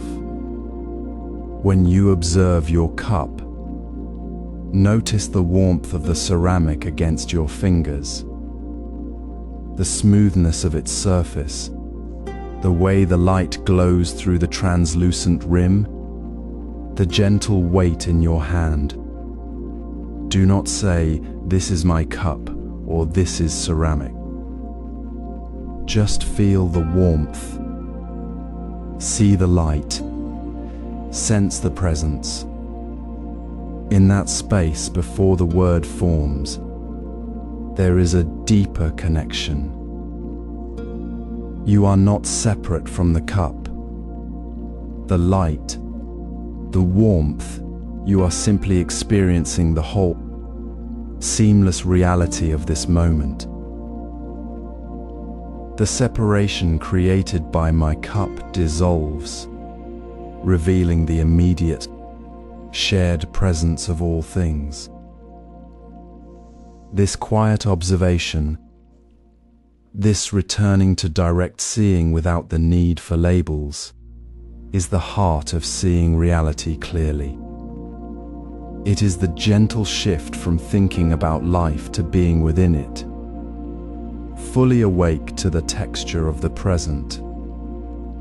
It is the practice that dissolves the illusion of separation we build with our constant naming. When we stop naming and simply see, the world reveals itself not as a collection of labeled objects, but as a single, interconnected flow of experience. The leaf, the cup, the breath, the light, all are expressions of the same unfolding reality, inseparable from each other and from the awareness that perceives them. When words fall away, we see how all things connect. As we sit quietly in the space of seeing without labels, a deeper truth begins to unfold within the calm. It is the simple, profound realization that we are not separate from life, but woven into its very fabric. This is not a philosophical idea spoken in distant words, but a quiet knowing felt in the breath, the light, the shared air. We are interconnected with all life, from the smallest insect to the vast sky above.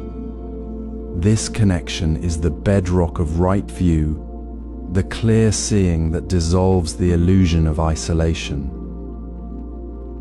When we truly understand that our well-being is bound to the well-being of the tree, the river, the bird, and the person beside us, the path of compassion becomes natural, not forced. Consider the single leaf on a tree. It does not exist alone. Its green life is sustained by the rain that falls from the sky, the sunlight that warms the earth, the rich soil deep below, and the steady strength of the tree itself. The leaf breathes the air that the tree releases, and the tree draws nourishment from the fallen leaves of its own past.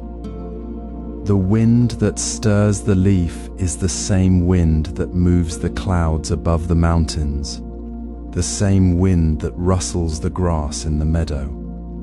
There is no beginning and no end to this flow.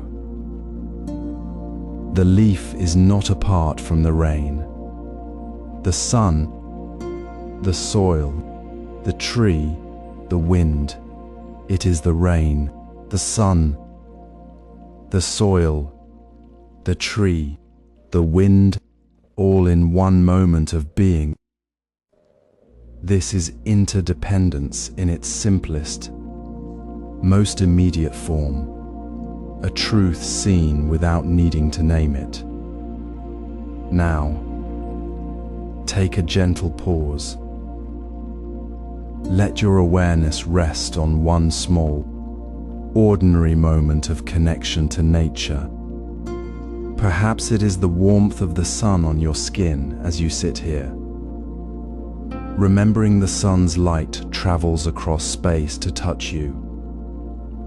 Or the sound of a bird outside your window, hearing its song carried on the same air that fills your lungs. Or the quiet presence of a plant on your desk, whose roots draw water from the earth, just as your body draws strength from the food you eat.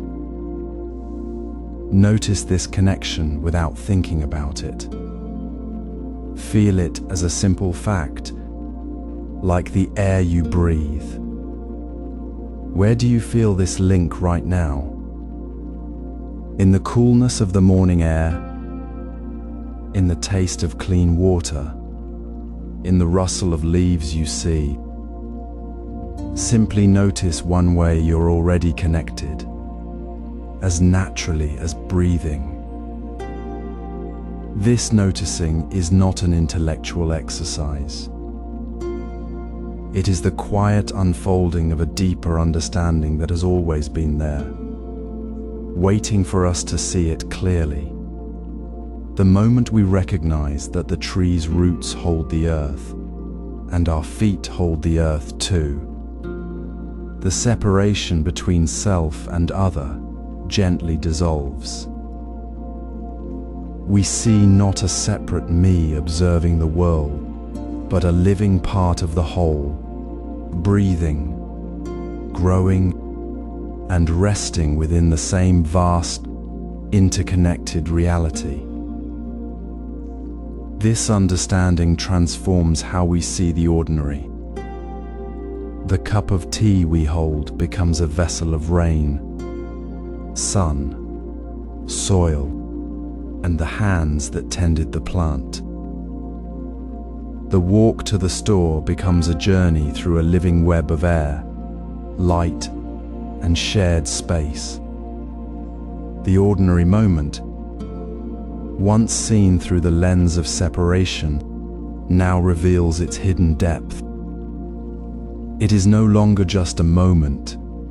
It is a thread in the great, vibrant tapestry of life, a reminder of the profound peace that comes from knowing we belong. Now, with this awareness, even the simplest moments hold new meaning. The morning light spills softly across the wooden floor, dust motes dancing in the quiet air. You rise, not as a separate self performing a task, but as part of the gentle unfolding of the day itself.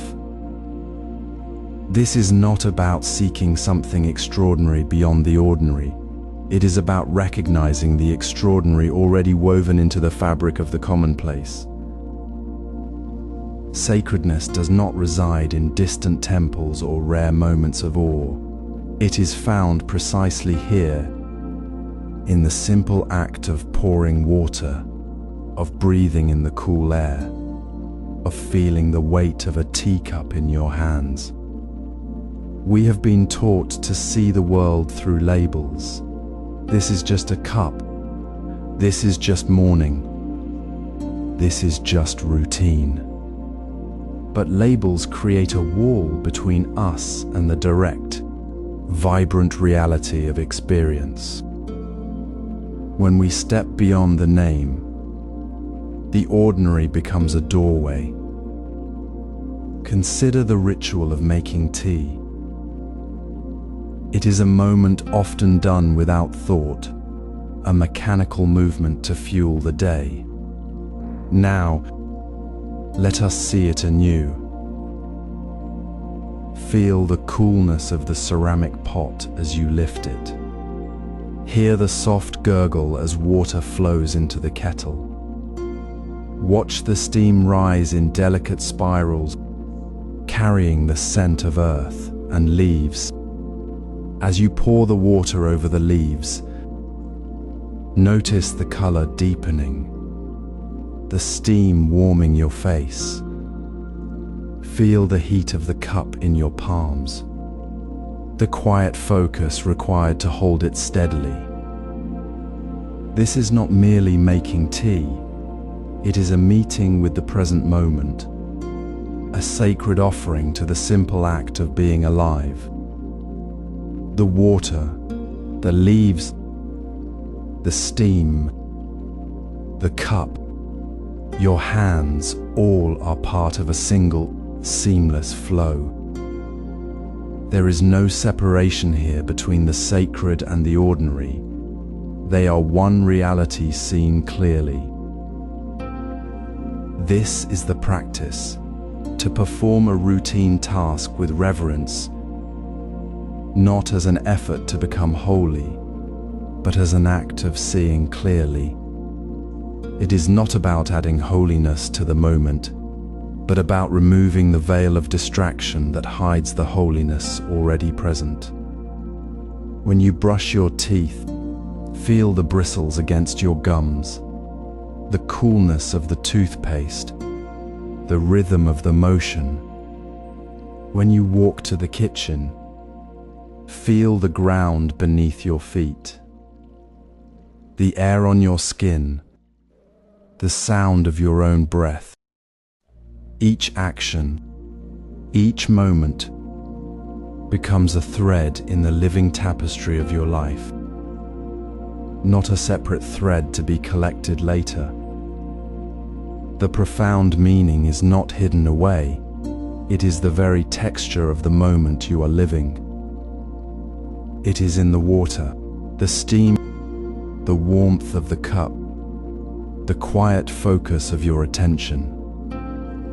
This is not a different reality. It is reality as it is, seen without the filter of separation. So, as you move through your own morning, wherever you are, try this gentle shift. Choose one small, ordinary thing you will do. It could be the first sip of water, the way you open a door, the sound of your own voice as you say hello. Do it with full attention.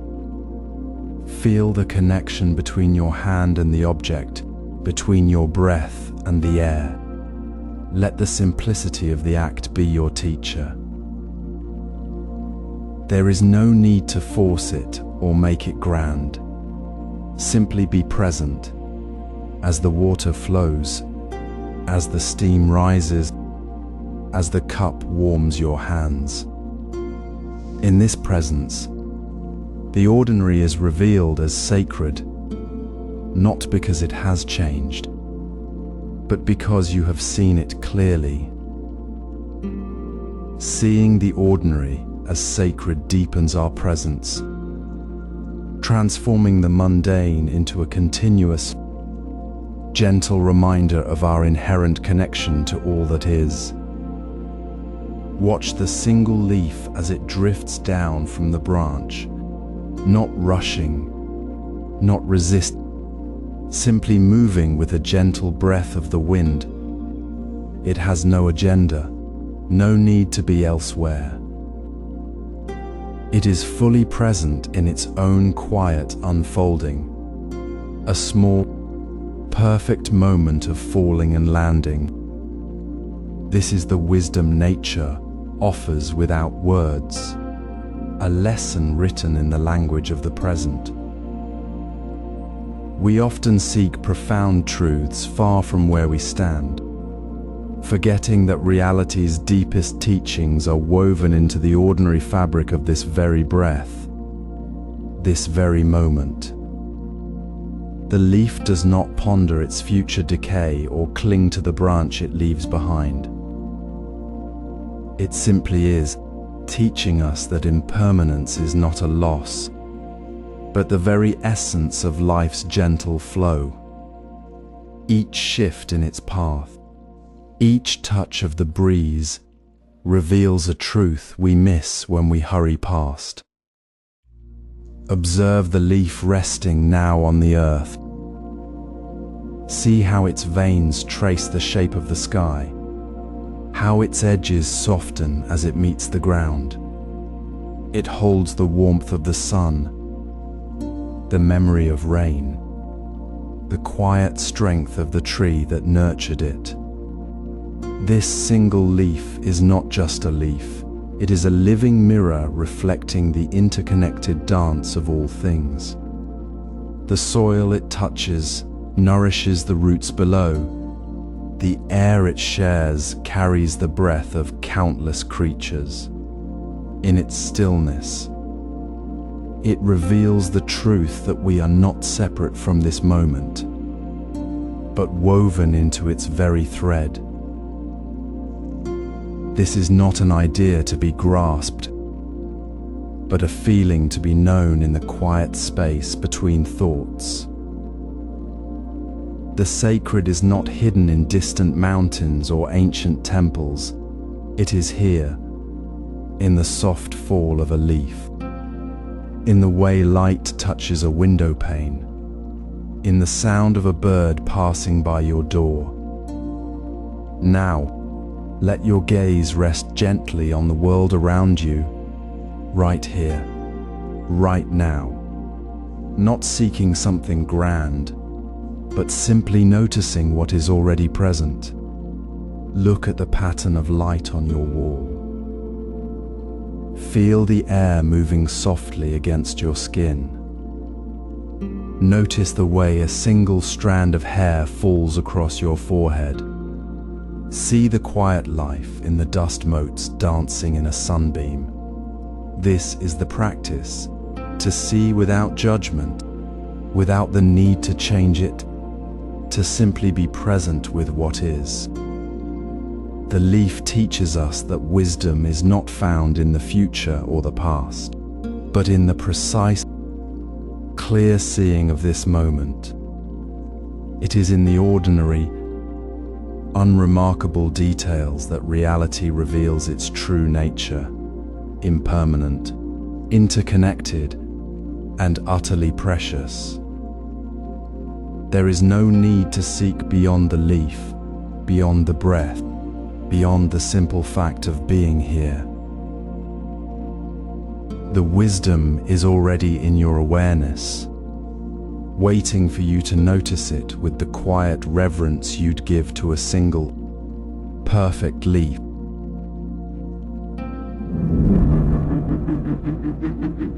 This gentle awareness, this clear seeing of the leaf's truth in your own environment, dissolves the illusion of separation. It shows you that the sacred is not something to be attained, but something you are already part of, as natural as the leaf's descent. You need not look far for meaning. It is in the quiet space of your presence, in the wisdom of the moment itself.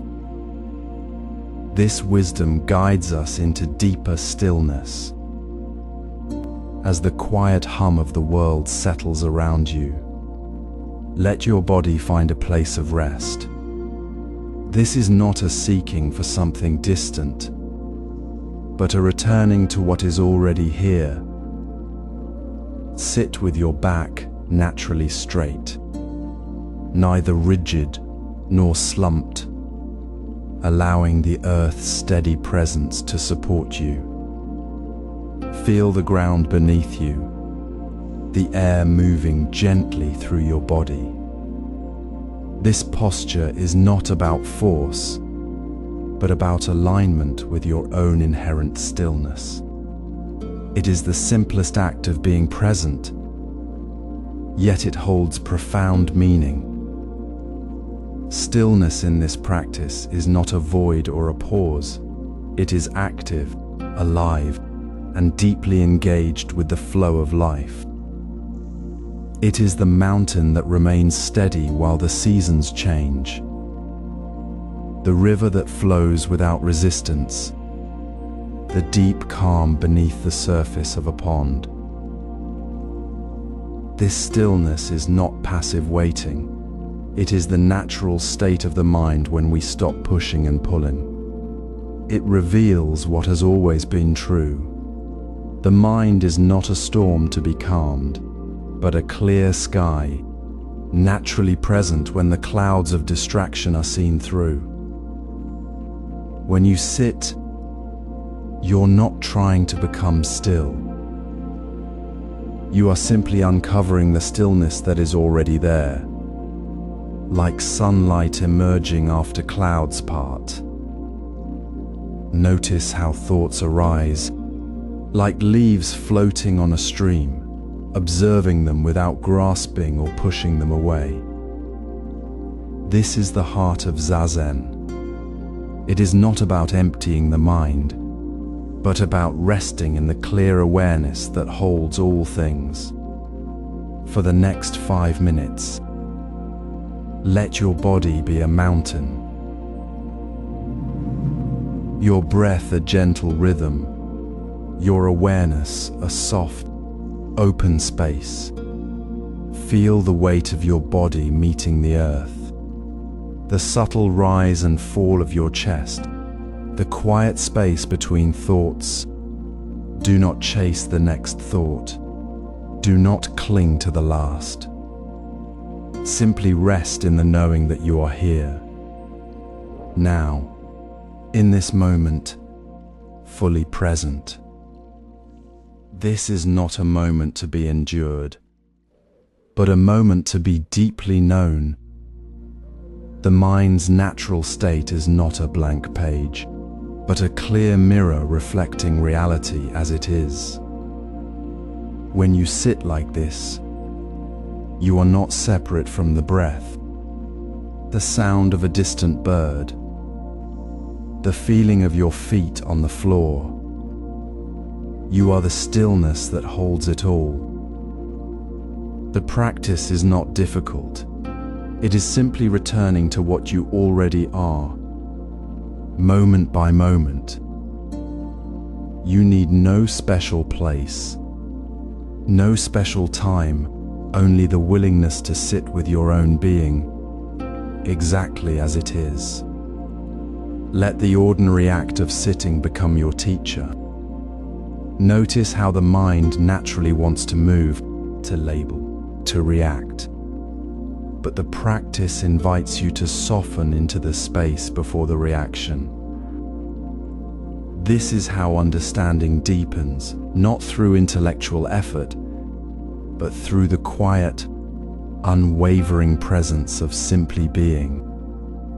As you sit, feel the subtle shift within.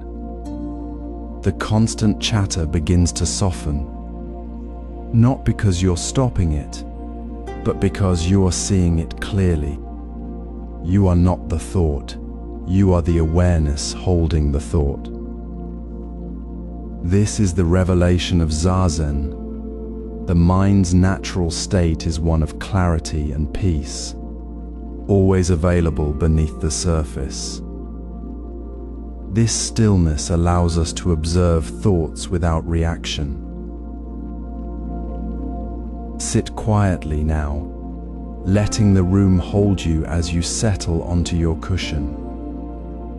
Feel the gentle support beneath you, the quiet weight of your body resting in this moment. There is no need to chase the future or retrieve the past. Here, in this simple act of sitting, you are already exactly where you need to be. The mind often tries to escape time, pulling you toward what might be or what has been, but true presence dissolves that very illusion. When you sit without striving, without adding to the moment, you discover that time itself begins to soften, to lose its sharp edges. The past is only a memory held in thought, the future a story imagined, but the present moment is real, solid, and available to you right now, in this breath, in this stillness. Consider the leaf falling from the tree outside your window. It doesn't rush to reach the ground, it simply falls, moving with the natural rhythm of its being. There is no sense of time passing for the leaf, only the unfolding of its descent. In stillness, we become like that leaf, not fighting the flow of time, but resting within it.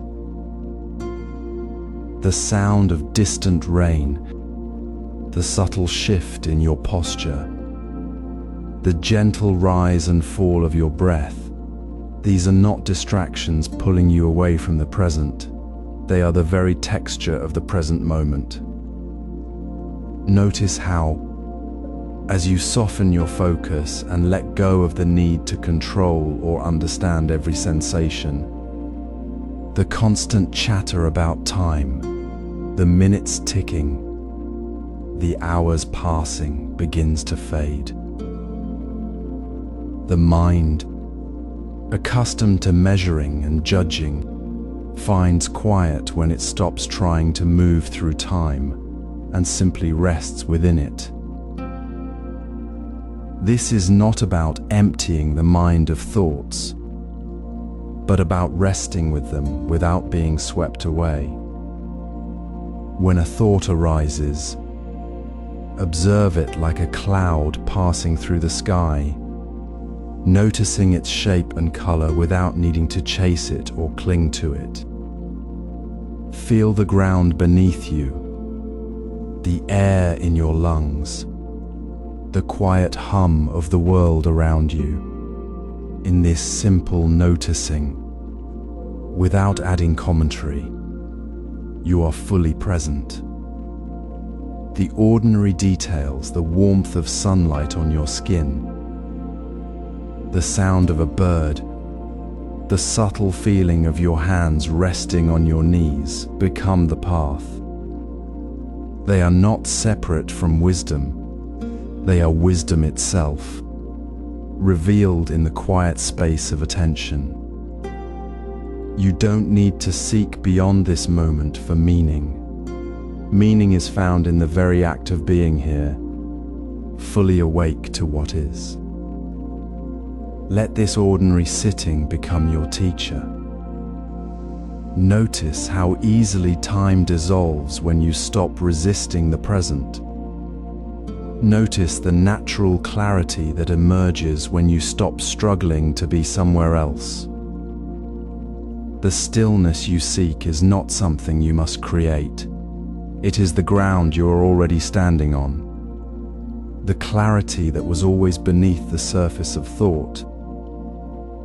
This is the heart of Zazen, not striving for a special state, but simply resting in the simplicity of being. The movement of your breath, the quiet of the room, the softness of your posture. These are not just parts of the practice, they are the practice itself, revealing the peace that has always been available. This presence reveals nature's wisdom within us. As we settle into this moment of sitting, let us notice the space between breaths, the quiet hum beneath the surface of thought. This stillness we find is not something we create. It is the natural clarity of the mind, already present, like a clear pond reflecting the sky without effort. In the gentle rhythm of our breath, we begin to understand that peace is not distant, but here, now, unfolding within the ordinary. The wind outside stirs the leaves, a constant whisper of movement, and we can learn from its quiet lesson. The wind teaches us about impermanence and flow. It does not hold still. It moves, changes, flows through the trees, across the fields, and around us, never the same for 2 moments. We often cling to the idea of a fixed, solid world, but the wind shows us the truth of constant change. It is not a problem to be fixed, nor a state to be achieved. It simply is, moving with the natural order. This is the wisdom of nature. When we listen to the wind, we see a mirror of our own mind. Our thoughts arise and pass like clouds in the sky, just as the wind moves through the trees. There is no need to stop the wind, just as there is no need to stop the thoughts. We simply rest in the awareness of the movement, without judgment, without trying to control the flow. This is the heart of Zazen, being fully present with what is, without adding or subtracting. Consider the story of the old monk who sat beneath a tree as the wind blew through the branches. A student asked him why he did not try to still the wind. The monk smiled and said, "The wind is wind. It does not ask for permission to move. It is only our mind that creates the struggle, naming the wind as disturbing or calm, and then trying to force it to be otherwise. When we let go of the need to label or control, We hear the wind as it truly is, a natural expression of the moment, teaching us about the effortless flow of all things. Now, let us practice this for 60 seconds. Sit with your eyes gently closed or softly open, noticing the space around you. Bring your full attention to the sound of the wind. If thoughts arise, as they will, simply let them go like leaves carried away by the current. Do not try to hear more or less. Do not judge the sound as pleasant or unpleasant. Simply listen. Let the wind be the only sound in your world for this moment. Feel the rhythm of its movement, sometimes strong, sometimes soft, always changing. Notice how your own mind, when not grasping, becomes as open and receptive as the air itself. This is not about achieving a special state. It is about resting in the simple, clear awareness of what is already here. As you return from this listening, carry this feeling of open awareness with you. Notice how the wind's rhythm is not separate from the tree, the sky, or your own breathing. It is all one flowing movement. This connection to nature, this deep listening without separation, is where we begin to truly understand interdependence. The wind does not exist apart from the trees apart from the earth, and the earth apart from our own breath. Each moment, each sound, each movement is part of a vast, interconnected whole. This is the wisdom that unfolds when we sit quietly, listen deeply, and let the wind guide us back to the truth of now. Sitting quietly now, feel the space around you settle. Notice how the constant hum of thought begins to soften, not by forcing silence, but by simply allowing the mind to rest. This is where clarity arises. Distortion is not in the world, but in the mind's restless activity. Our labeling, our judgments, our stories about what we see. When the mind churns with worry or desire, the reflection of reality becomes blurred, like water stirred by a stone. But when the mind is still, like a calm lake at dawn, the world appears exactly as it is, without the added layers of our mental constructs. Consider the old story of the monk who sat by a rushing river. He watched the water flow, but his mind was caught in the current of his own thoughts about the water's speed, its beauty, its meaning. He felt disturbed. Then, he simply sat without thinking, without needing to understand the river.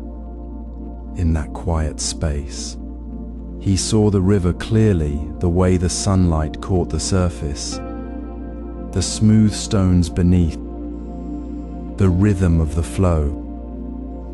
The river was not fast or slow, beautiful or ugly. It was simply water moving. His mind had stopped distorting the reality before his eyes. The river remained unchanged, but his seeing had shifted. This is the heart of clear seeing. Now, gently turn your attention inward. Notice the space within your own mind as you sit.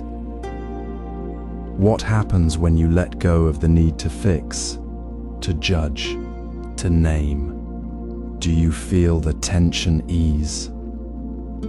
The thoughts that once seemed urgent now appear as passing clouds. In this quiet space, what becomes clear? Perhaps it is the simple rhythm of your breath, the soft texture of the air against your skin, the quiet hum of the world outside the window.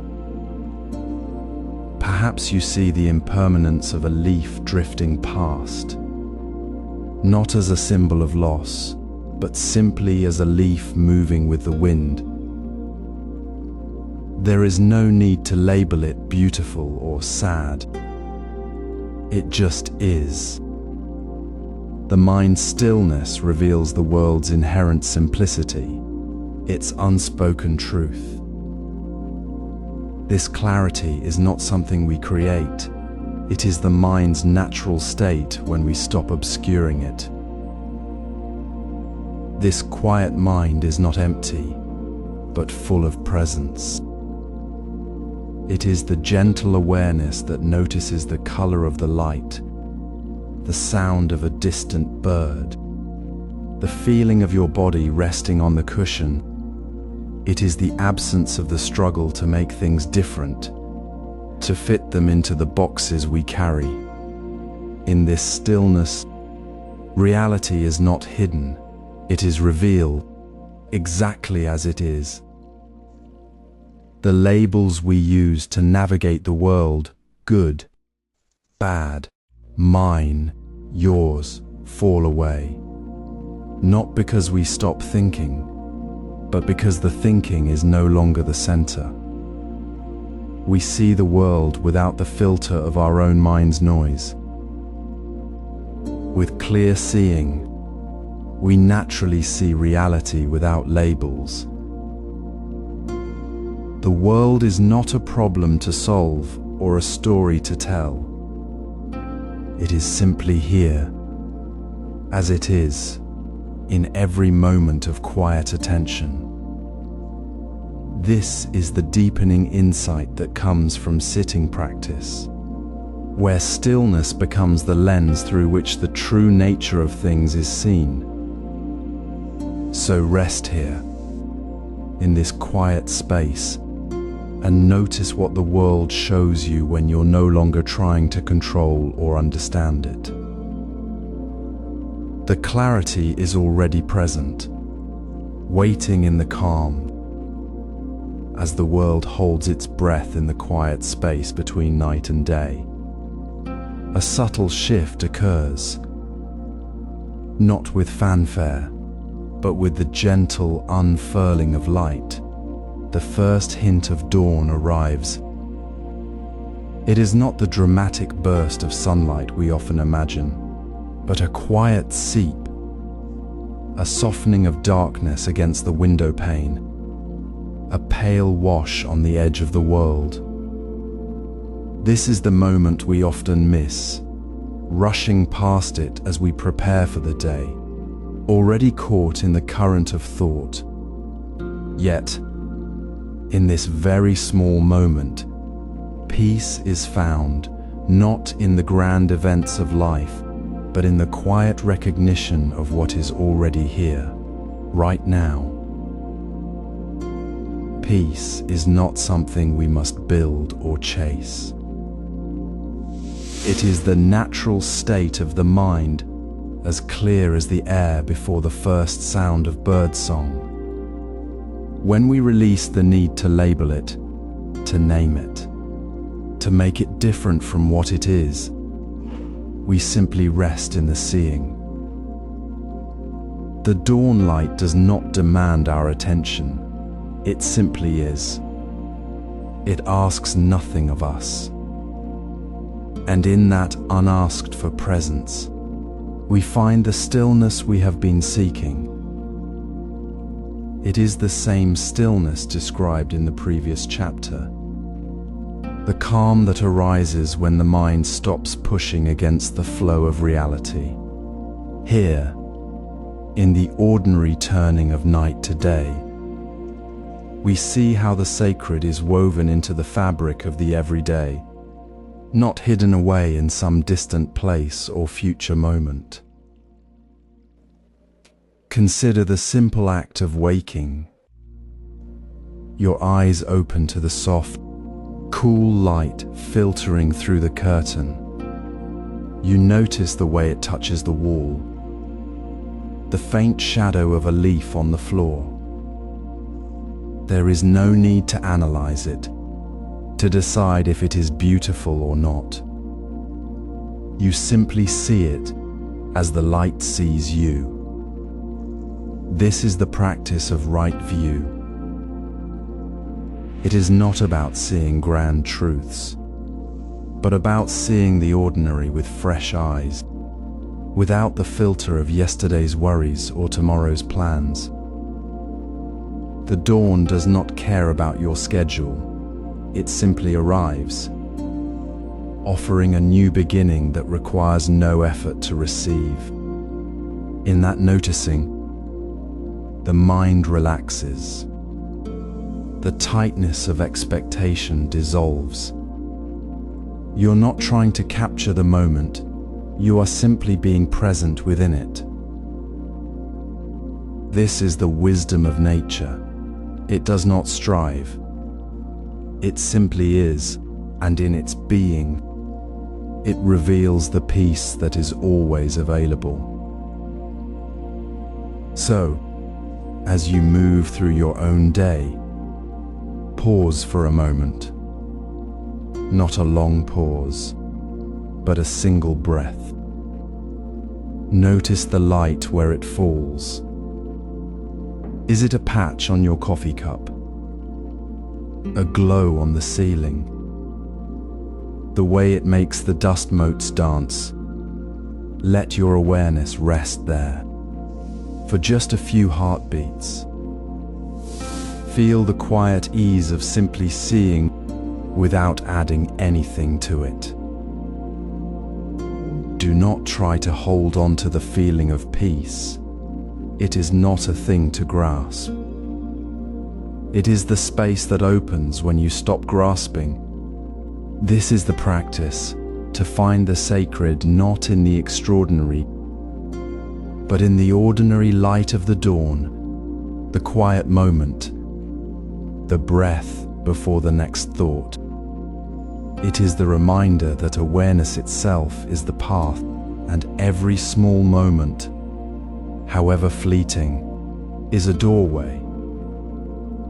This small moment awareness reveals the sacred in ordinary life. Look at the river flowing past these ancient stones. Notice how it never pauses to mourn the water that has already passed downstream. It simply moves with what is, carrying the current forward without a single backward glance. This is nature's quiet lesson, written in every ripple and every leaf carried on the breeze. The past is gone, only the present exists. Just as the river's water is always now, never what was. We carry the weight of yesterday in our shoulders, in the tightness of our breath, in the stories we replay like old films. Yet the river knows no such burden. It accepts the stone in its path, flows around it, and continues without resistance. This is the profound release of acceptance. When we truly let go of what was, the heavy cloak of regret, the ache of lost chances, the frustration of things not going as planned, falls away. It is not about forgetting, it is about stopping the act of clutching. The burden we carry is the very act of holding on. Release it, and the ground beneath your feet feels solid again, not the shifting sands of memory. Reflect for a moment on your own experience. Notice one way you're holding on to the past right now. Perhaps it is a conversation you replayed yesterday. The sting of an old criticism still felt in your chest. The way your shoulders tighten when you think of a specific time. Feel the physical sensation of that memory, the tension, the heat, the heaviness. Now, simply notice it without judgment. See it as a cloud passing through the sky of your awareness, not as a permanent fixture. This is the gentle practice of acceptance. It is not passive resignation. It is active, clear-eyed presence. It is the quiet courage to say, "This feeling is here. This memory is present. But it is not my only reality." The river doesn't argue with the stone. It flows. You can do the same with the thoughts and feelings that anchor you to yesterday. Feel the weight begin to soften as you gently release the grip. This practice of accepting what is present, right now, in this ordinary moment, is the foundation of true peace. It is not found in the distant future or the remembered past, but in the simple, clear awareness of what is happening as it happens. The dawn light on your window, the sound of birds outside, the rhythm of your own breath. These are not distractions from a better moment. They are the only moment we ever truly have. When we stop fighting the reality of this very instant, when we stop demanding that things be different than they are, a deep stillness arises. It is the stillness that was always there beneath the surface of our resistance. The burden falls away, not because the past disappears, but because our relationship to it changes. We no longer carry it as a weight. We simply see it for what it is, a moment that has passed, like the river's water, and now we are here, fully present. Accepting the present allows us to live without resistance.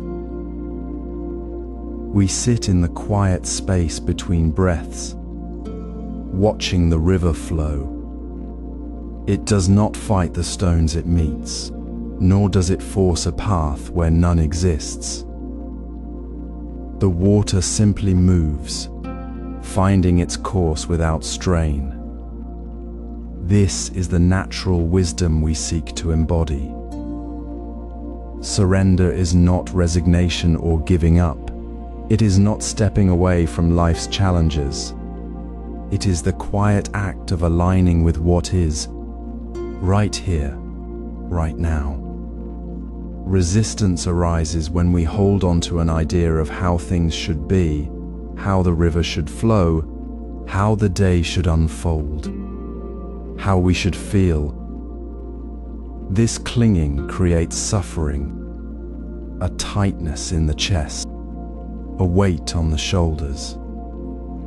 It is the effort of pushing against reality itself. Surrender, however, is the deep release that comes when we stop fighting the current and simply move with it. It is the peace found in knowing the river flows as it must, and we are part of that flow. Consider the ancient Zen story of the monk who walked through a storm.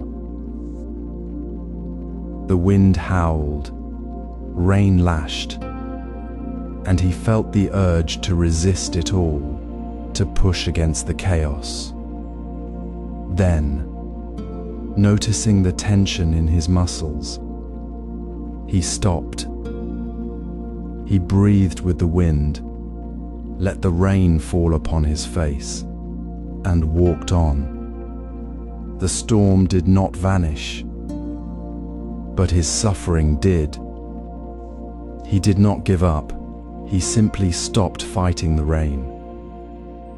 His steps became steady, his mind clear.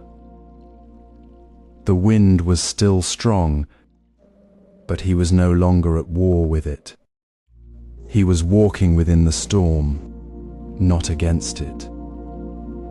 This is the art of surrender, finding freedom not by changing the weather, but by changing our relationship to it. Now, bring this gentle awareness to your own life. Notice where resistance lives in your body right now. Is it in the tightness of your jaw as you wait for a call? The heaviness in your chest when a task feels overwhelming? The subtle sigh of frustration as you face a small delay? This is your moment to practice. Do not judge it. Simply observe. Ah, there is resistance. Feel its shape, its temperature. Now, soften. Breathe into the tightness, not to force it away, but to acknowledge it. Ask quietly, what is this resistance asking me to hold on to? Perhaps it is a need for control, a fear of uncertainty. Then, gently release that need. Let go of the should be and rest in the is. Feel the shift. The shoulders lower. The breath deepens. The world does not change, but your experience of it does. You are no longer pushing against the river. You are flowing with it. This is not passivity. It is active, mindful presence, a profound trust that life is unfolding as it must. Notice how this simple act of aligning with reality, rather than opposing it, brings a quiet ease. The frustration does not disappear, but its power over you lessens. You see clearly what is, without the added burden of struggle. This surrender is the very ground of peace. It is not an end, but a beginning, a deepening trust in the present moment, where all things are as they are and where we belong. This surrender deepens our trust in the present moment. Sit with your next meal as if it were the first time, not with expectation, but with the quiet openness of a child meeting the world anew. This simple act, so often done on autopilot, holds the key to seeing reality as it is. The sacredness we seek is not hidden in distant temples or extraordinary moments. It is here, in the ordinary texture of this very meal. When we eat with full presence, without distraction or judgment, the mundane becomes a doorway.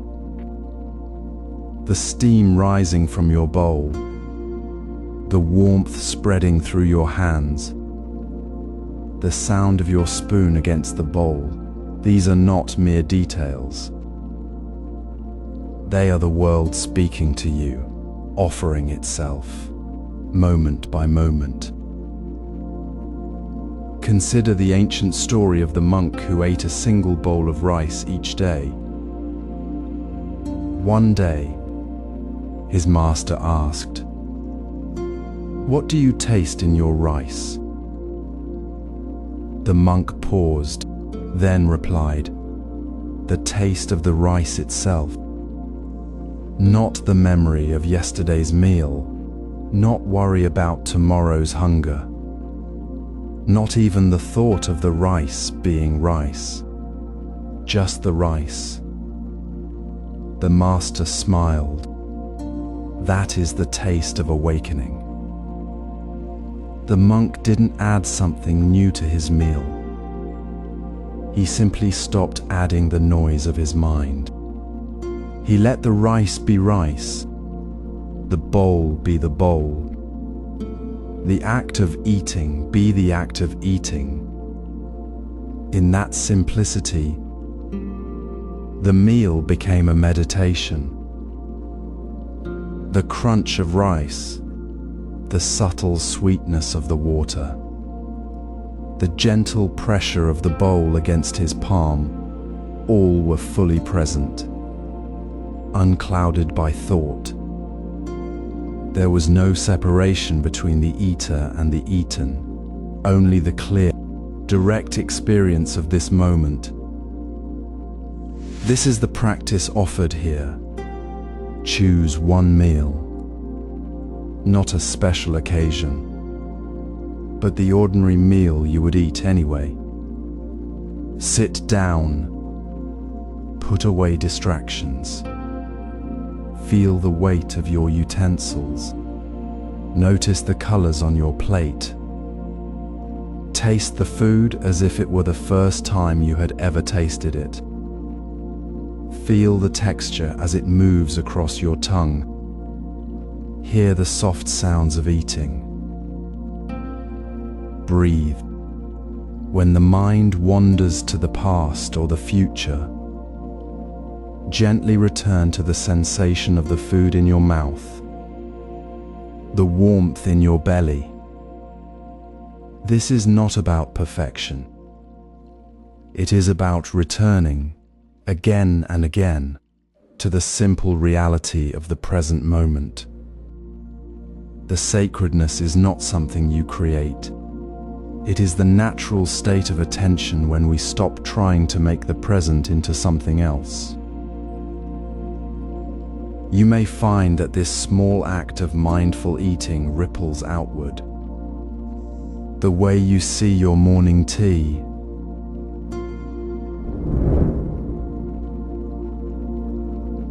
the way you walk to the mailbox, the way you listen to a friend's words, all begin to hold a deeper quality. The ordinary world reveals its inherent beauty, not because it has changed, but because your attention has changed. You are no longer passing through life, missing its quiet grace. You are meeting it fully in this very moment. The burden of the past dissolves in the simplicity of the now. The anxiety about the future softens as you rest in what is. This sacredness is not a distant ideal, it is the ground of your daily life, waiting to be noticed. This sacredness transforms our entire relationship with reality. It turns the ordinary into the extraordinary, not by changing the world, but by changing how we see it. As we sit here in this quiet space, carrying the gentle trust we cultivated through mindful presence, like the sacredness found in sharing a simple meal, where all mental noise dissolves into the clarity of now, we find ourselves at the edge of something vast and unseen. Uncertainty is not a shadow to be feared, but the very ground upon which all possibility grows. It is the fertile soil where life's next unfolding takes root. To resist it, to cling to fixed ideas of how things must be, is to build a cage with our own hands. But when we soften into the not knowing, when we simply allow the question to be present without needing to answer it immediately, something remarkable happens. Courage does not come from knowing the path ahead. It arises from the quiet, steady act of being fully here, with the unknown as our companion, not our enemy. Consider the old Zen story of the monk walking beside a swift river. The path ahead was washed away by the storm, and the monk stood on the bank, facing the rushing water. Some might have panicked, searching frantically for a new route. But the monk simply stood, breathing with the rhythm of the current, noticing the cool mist on his face, the sound of the water, the way the leaves danced on the surface. He did not struggle against the uncertainty of the broken path. Instead, he met the moment as it was, and in that meeting, the path revealed itself not as a fixed destination, but as the very act of walking. The river's flow was not an obstacle to overcome. It was the river itself, and the monk was part of its movement. His courage was not loud or forceful. It was the deep, quiet trust of being present with the water, the bank, the sky, exactly as they were in that instant. This is the courage we are learning to embrace. It is not the absence of fear, but the willingness to feel the fear while resting in the solidity of this moment.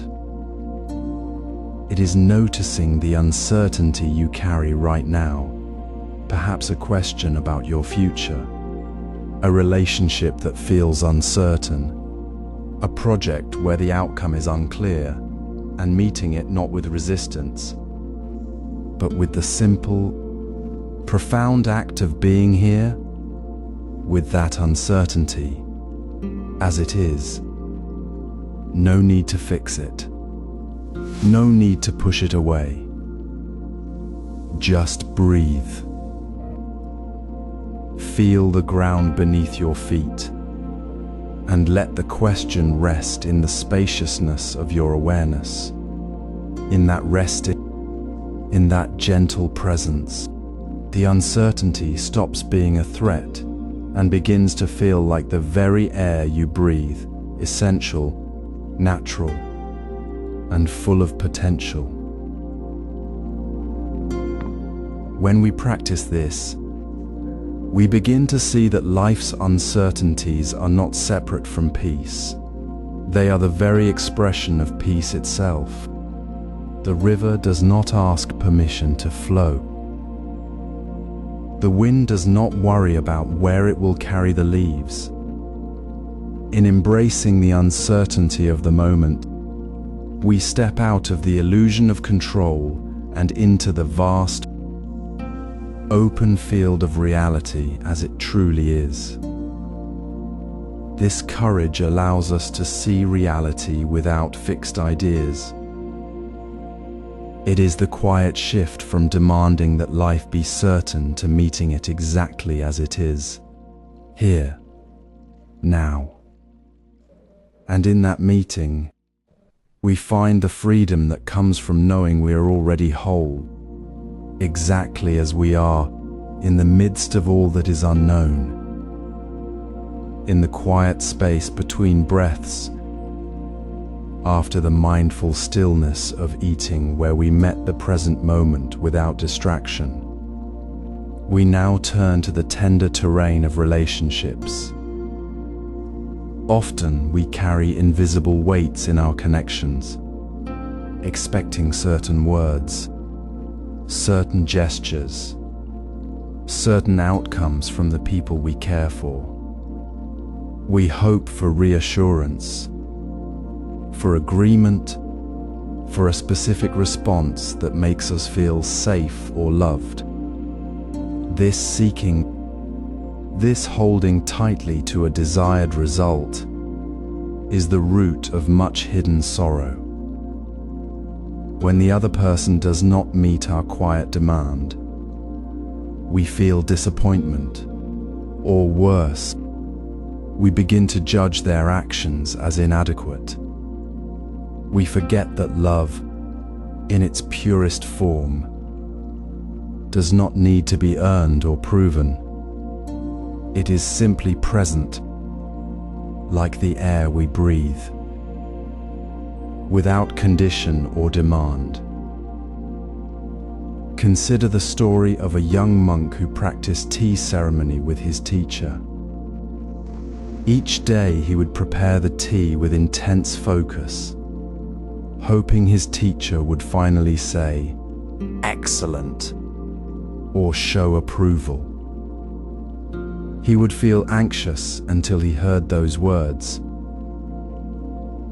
One day, after another silent session, the teacher simply placed the cup down and said, "The tea is warm."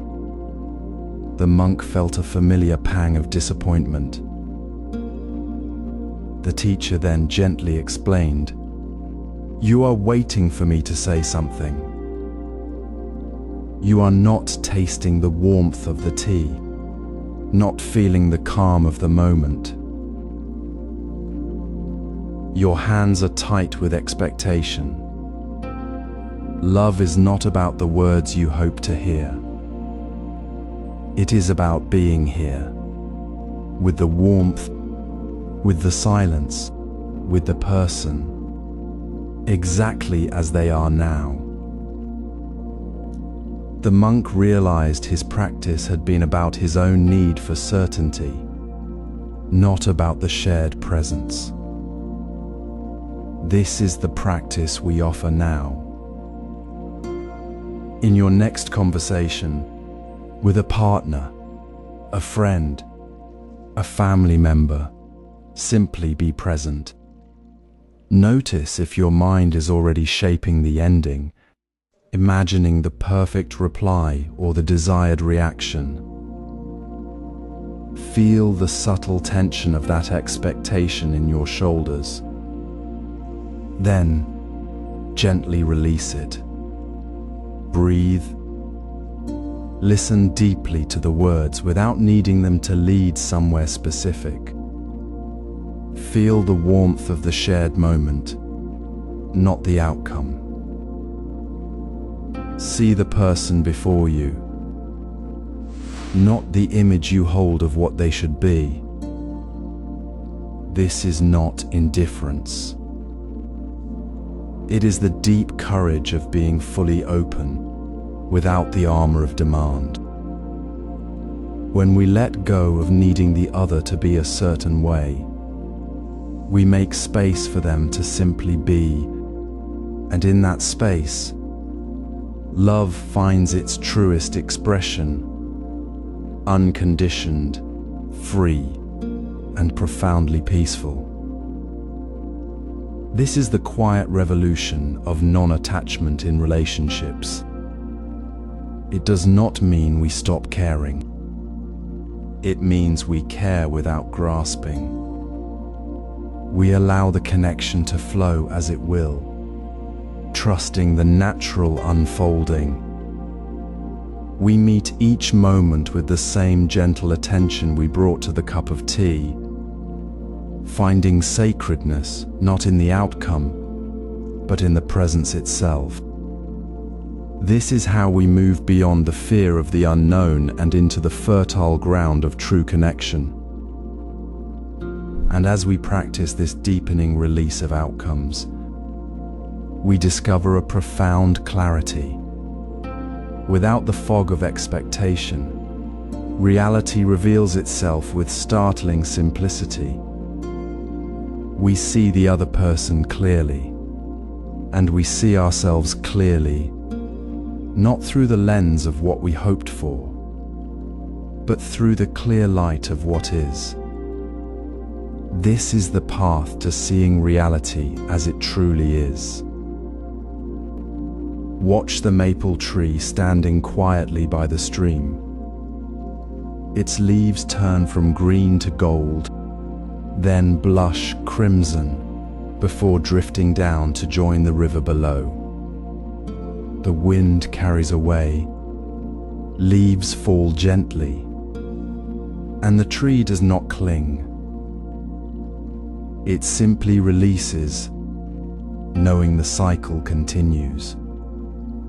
This is the natural rhythm of life, seasons turning, each with its own quiet purpose. The warmth of spring invites growth. The heat of summer sustains fullness. The cool of autumn prepares for rest, and the stillness of winter holds space for renewal. We often mistake this turning for loss, as if the falling leaves were a wound. But the leaves are not lost. They become nourishment for the earth, making way for new life.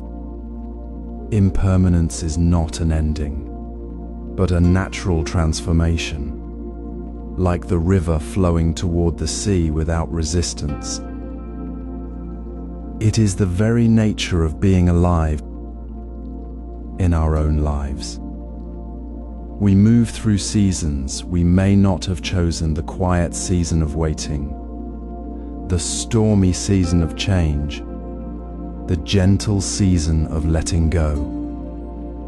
We try to hold on to what is passing, like grasping at mist, and in that clinging, we create suffering.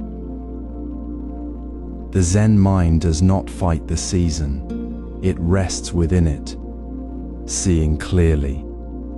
When the leaves fall, the tree does not mourn the absence of green. It simply is present with the change, knowing the green will return in its time. This is not passivity. It is a deep, calm trust in the unfolding. Notice a season you are moving through right now. Perhaps it is the quiet preparation before a new beginning, or the soft letting go of an old habit. Feel the texture of this moment without naming it a problem or a gift. Is there a gentle ease in your body as you observe it? A softness in your breath? When we stop demanding that the seasons stay the same, we find peace in its truth. The autumn leaves do not resist the wind. They fall with grace, knowing they are part of the whole. So too, when we release the need to fix the season, we meet it with open hands. We see the purpose in the turning. This clarity, seeing the river flowing, the tree releasing, the seasons turning without fear, is the heart of right view. It is not about understanding every detail, but about resting in the simplicity of what is. The warmth of spring is not better than the quiet of winter. Both are necessary. Both are part of the same unfolding. When we stop seeing change as a threat, we see it as the very ground of our peace. So breathe into this moment. Feel the air around you, the rhythm of your breath. Notice the season within your own life, not as a stage to endure, but as a natural expression of being. This is the path, to move through the seasons with the same quiet trust as the maple tree, knowing that every change holds its own grace. Seeing impermanence as natural brings peace to change. Look around you. Notice how often your mind describes itself in fixed terms. I am this. I'm not that. I'm always this way. We carry these quiet, persistent labels like stones in our pockets, heavy with the weight of expectation. They seem to define us, yet they actually cage us within a version of ourselves that no longer fits the ever-changing flow of life. This is the quiet barrier we build between our true nature and the present moment. Our true nature is not a statue carved from stone, but a river flowing through the seasons. It is fluid, responsive, and ever adapting like water finding its path.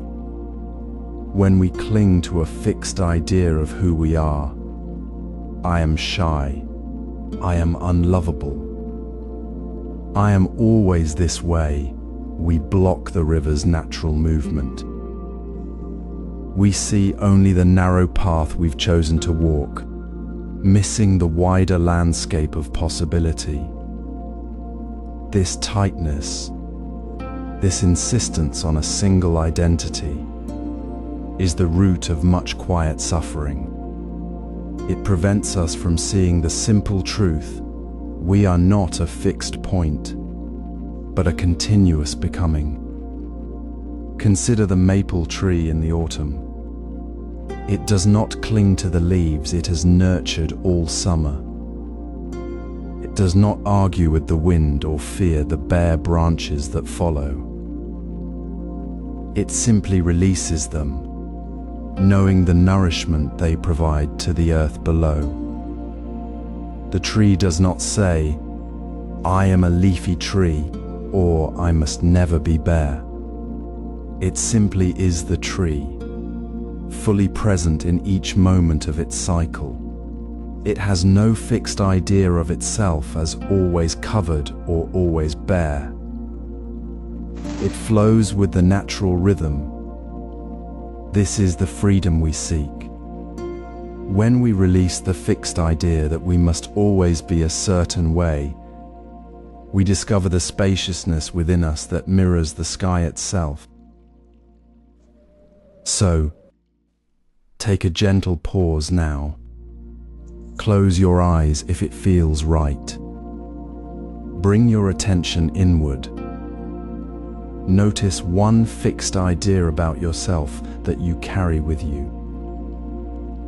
Perhaps it is, "I'm not good enough," or "I am too sensitive," or "I must be strong all the time."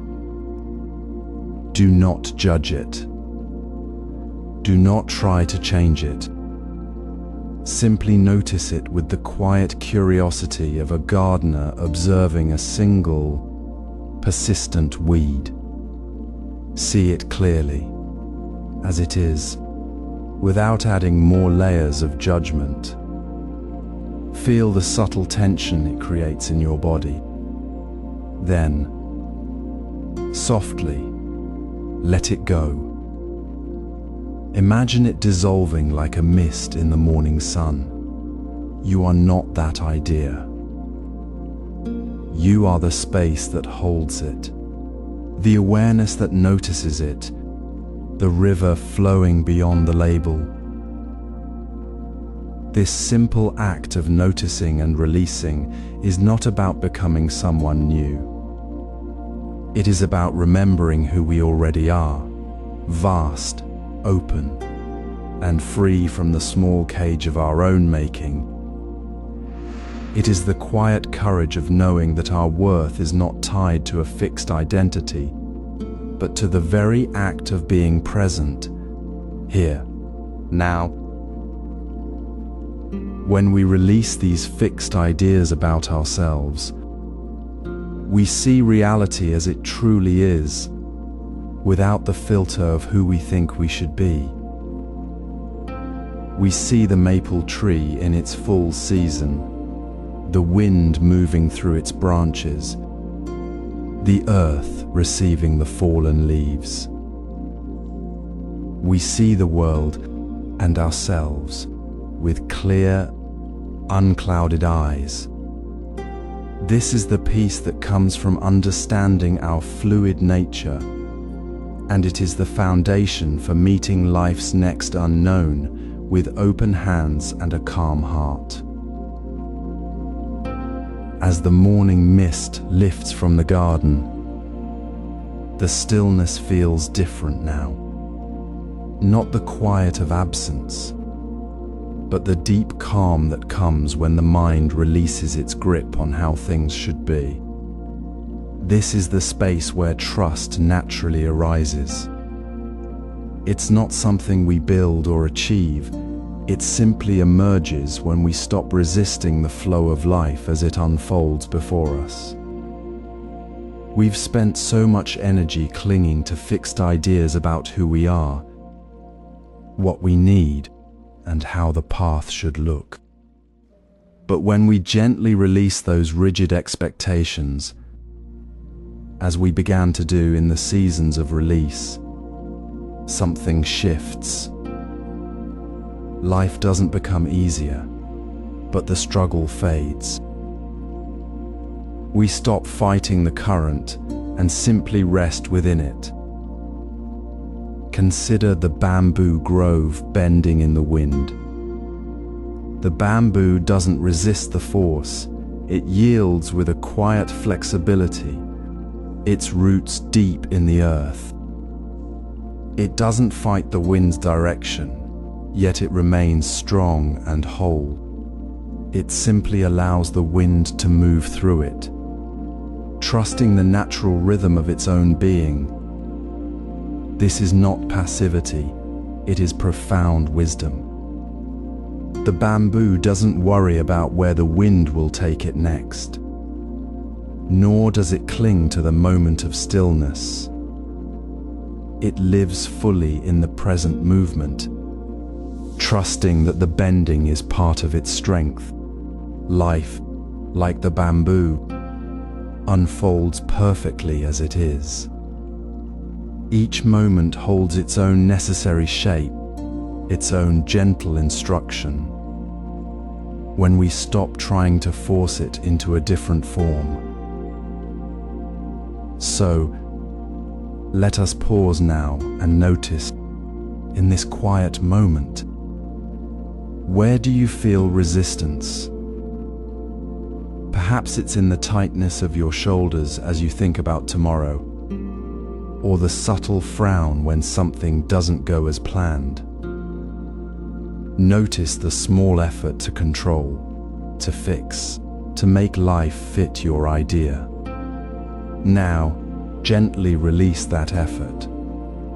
Take a soft breath and let go of the need for things to be otherwise. Feel the subtle shift. The tension softens. The space opens. Trust isn't a grand declaration. It's this simple, quiet release in the present moment. It's the natural state of being when the mind stops pushing against life's gentle flow. You may notice trust arising not as a thought, but as a quiet sense of ease, a deep knowing that you are held within the unfolding of things. This trust is not blind faith. It is the clear seeing that comes when the eyes of resistance are closed. It's the understanding that life, in its constant movement and change, is always working for our deepest good, even when the path seems unclear. It's the realization that the very things we resist are the threads weaving the fabric of our experience, not obstacles to be removed.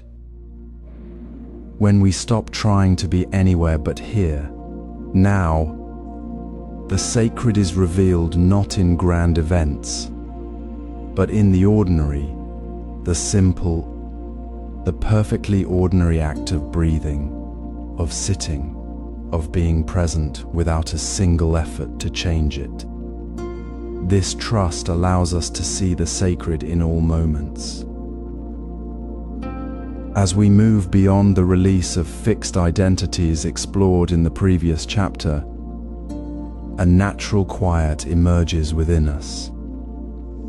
This quiet, this spacious calm, becomes the fertile ground where gentle inquiry can take root. We no longer rush to label or judge the surface of things, for we have learned to trust the unfolding flow without resistance. Now, we simply rest in the present moment, open and receptive, ready to look a little deeper. Surface appearances often deceive us. A sharp word may seem like anger. A distant look may seem like disinterest. A busy expression may seem like stress. Yet these are merely the ripples on the surface of a much deeper current. Beneath the visible layer lies a reality that is often more tender, more complex, and more connected than we assume. True understanding does not come from quick conclusions or assumptions. It comes from a gentle, patient inquiry, a soft turning of attention inward and outward without force. Consider the old Zen master and the river. A young monk, frustrated, pointed to the churning water and said, "See how violent the river is today." The master simply replied, "Look at the water itself, not just the surface." The monk paused, breathing deeply, and saw the river's true nature. The water flowed steadily beneath the surface agitation. The current remained constant, even as the surface appeared disturbed. The master wasn't dismissing the surface, he was inviting a deeper seeing. The surface showed disturbance, but the deeper reality revealed the river's unchanging nature, its constant flow. This gentle inquiry, this shift in attention, revealed the truth beneath the appearance. So, today, practice this gentle inquiry. Choose one person you encounter, a colleague, a friend, a stranger on the street. Instead of immediately forming an opinion based on their expression or words, pause. Notice the quiet space around them. See the hands they use, the way they move, the subtle shift in their eyes. See the human being, not the role they play. See the quiet presence beneath the surface activity. Do not seek to fix or change them. Simply see them as they are, with the same gentle attention the old master gave the river. This is not analysis, it is a soft opening of the heart and mind, a quiet trust in the deeper reality that is always present. This simple act, repeated in small moments, transforms our relationship with the world. It dissolves the illusion of separation created by surface judgments. We begin to understand that the person we see is not just their appearance, but a vast, flowing current of life, much like the river itself. The anger we perceived might be pain, the distance might be a quiet sorrow, the busyness might be a deep care. Seeing beyond the surface allows us to respond with genuine compassion, not reaction. It allows us to trust the deeper current of life, not just the temporary ripples. This gentle inquiry, practiced in small moments, becomes the quiet knowing that transforms how we see reality itself. It is the natural expression of living right view as a way of being, not a doctrine to follow. It is the deep trust that arises when we stop grasping at surface appearances and begin to rest in the truth of what is. This deeper seeing transforms our understanding of reality. As we settle into this quiet trust, the gentle inquiry that began with seeing beneath surface appearances now finds its resting place in the simplest sensation. Trust is not something we grasp. It is the natural state that emerges when we release the need to control the unfolding moment. In that release, we discover the profound simplicity of just being here, fully present in the ordinary flow of life. This is where right view becomes not a concept, but a lived reality, a quiet understanding that permeates our very being. Notice how awareness is always present, not something we summon, but a constant, gentle background hum of our senses. We are never truly unaware. The air around us, moving softly against our skin, is always there, carrying the quiet wisdom of the present moment. It is not a grand revelation, but the most ordinary, accessible truth. The air itself is teaching us. It moves without judgment, without agenda, simply being the medium of this very moment. It carries the coolness of morning, the warmth of sunlight, the subtle shift of a breeze, and it speaks of the impermanent, interconnected nature of all things. To feel it is to touch the very fabric of reality, unadorned and real. Imagine a monk sitting beneath an ancient tree, not seeking anything beyond the stillness. His eyes are closed, his breath slow, and he simply feels the air. He feels it as it flows over his face, across his arms, a gentle touch that is neither pleasant nor unpleasant, just simply present. There is no effort to hold it, no desire to change it, no thought about where it came from or where it is going. He is simply aware of the cool caress on his skin, the soft movement against his body. This is not meditation as an exercise. It is the natural state of attention, the unforced awareness that is our birthright. The air holds no secrets, only the pure, clear truth of this moment, and in feeling it, the monk is not separate from that truth. He is it. Now, let us gently bring this awareness to ourselves. Close your eyes for a moment. Settle your body. Soften your shoulders. Bring your attention to the space around you, the air that surrounds your skin. Feel it. Notice the subtle touch against your face, your arms, your neck. Is it cool, warm, still, moving? There is no need to name it, to analyze it, to judge it as good or bad. Simply feel the sensation as it is. Let the air be the only thing you know for these next 60 seconds.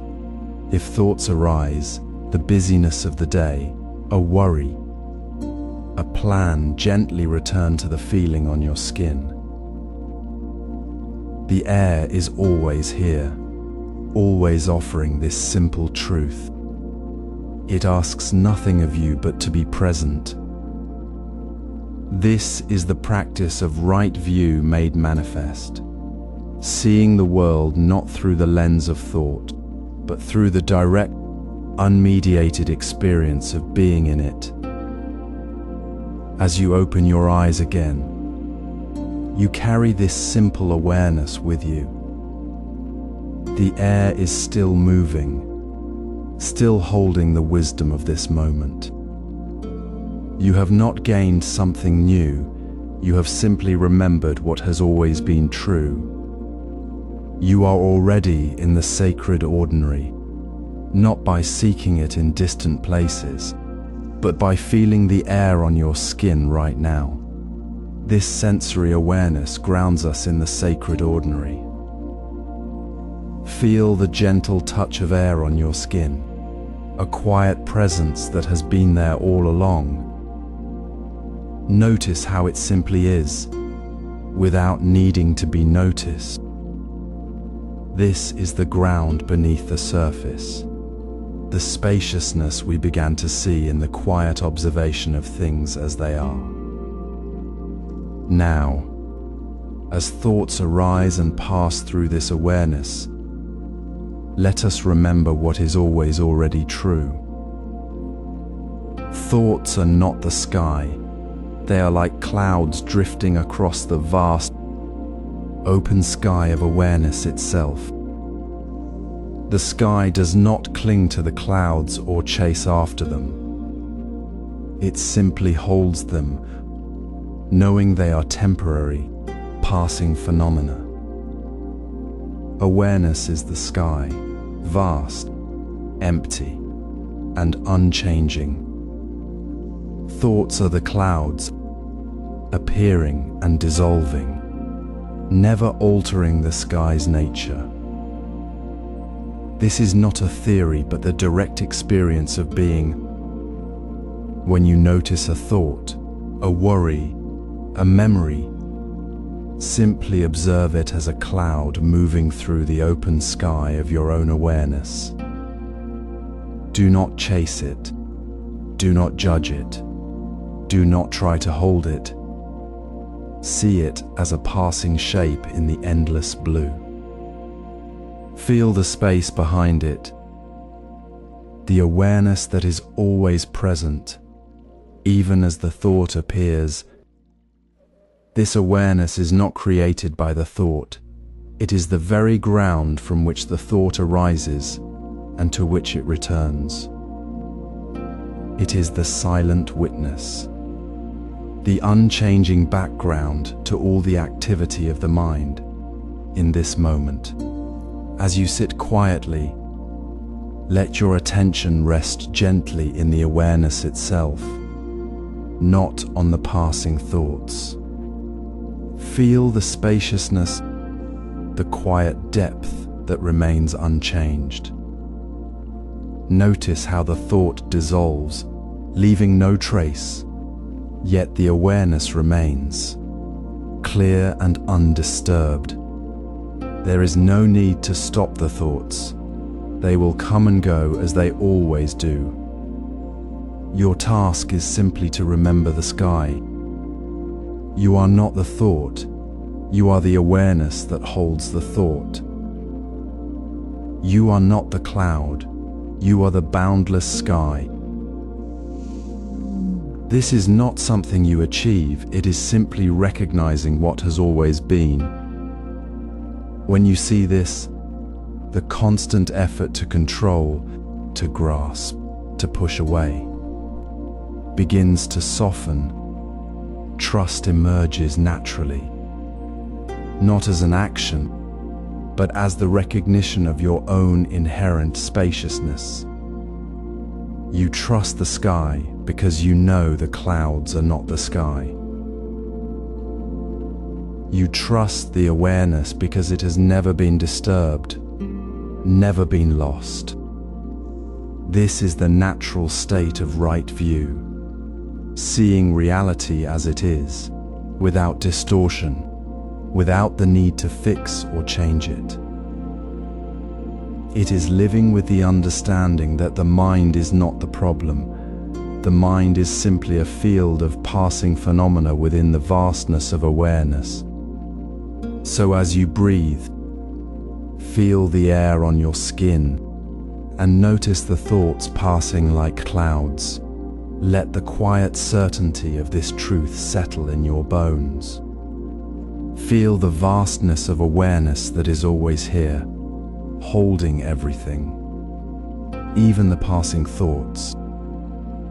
This is not a momentary insight. It is the natural way of being, the deep recognition that completes the path.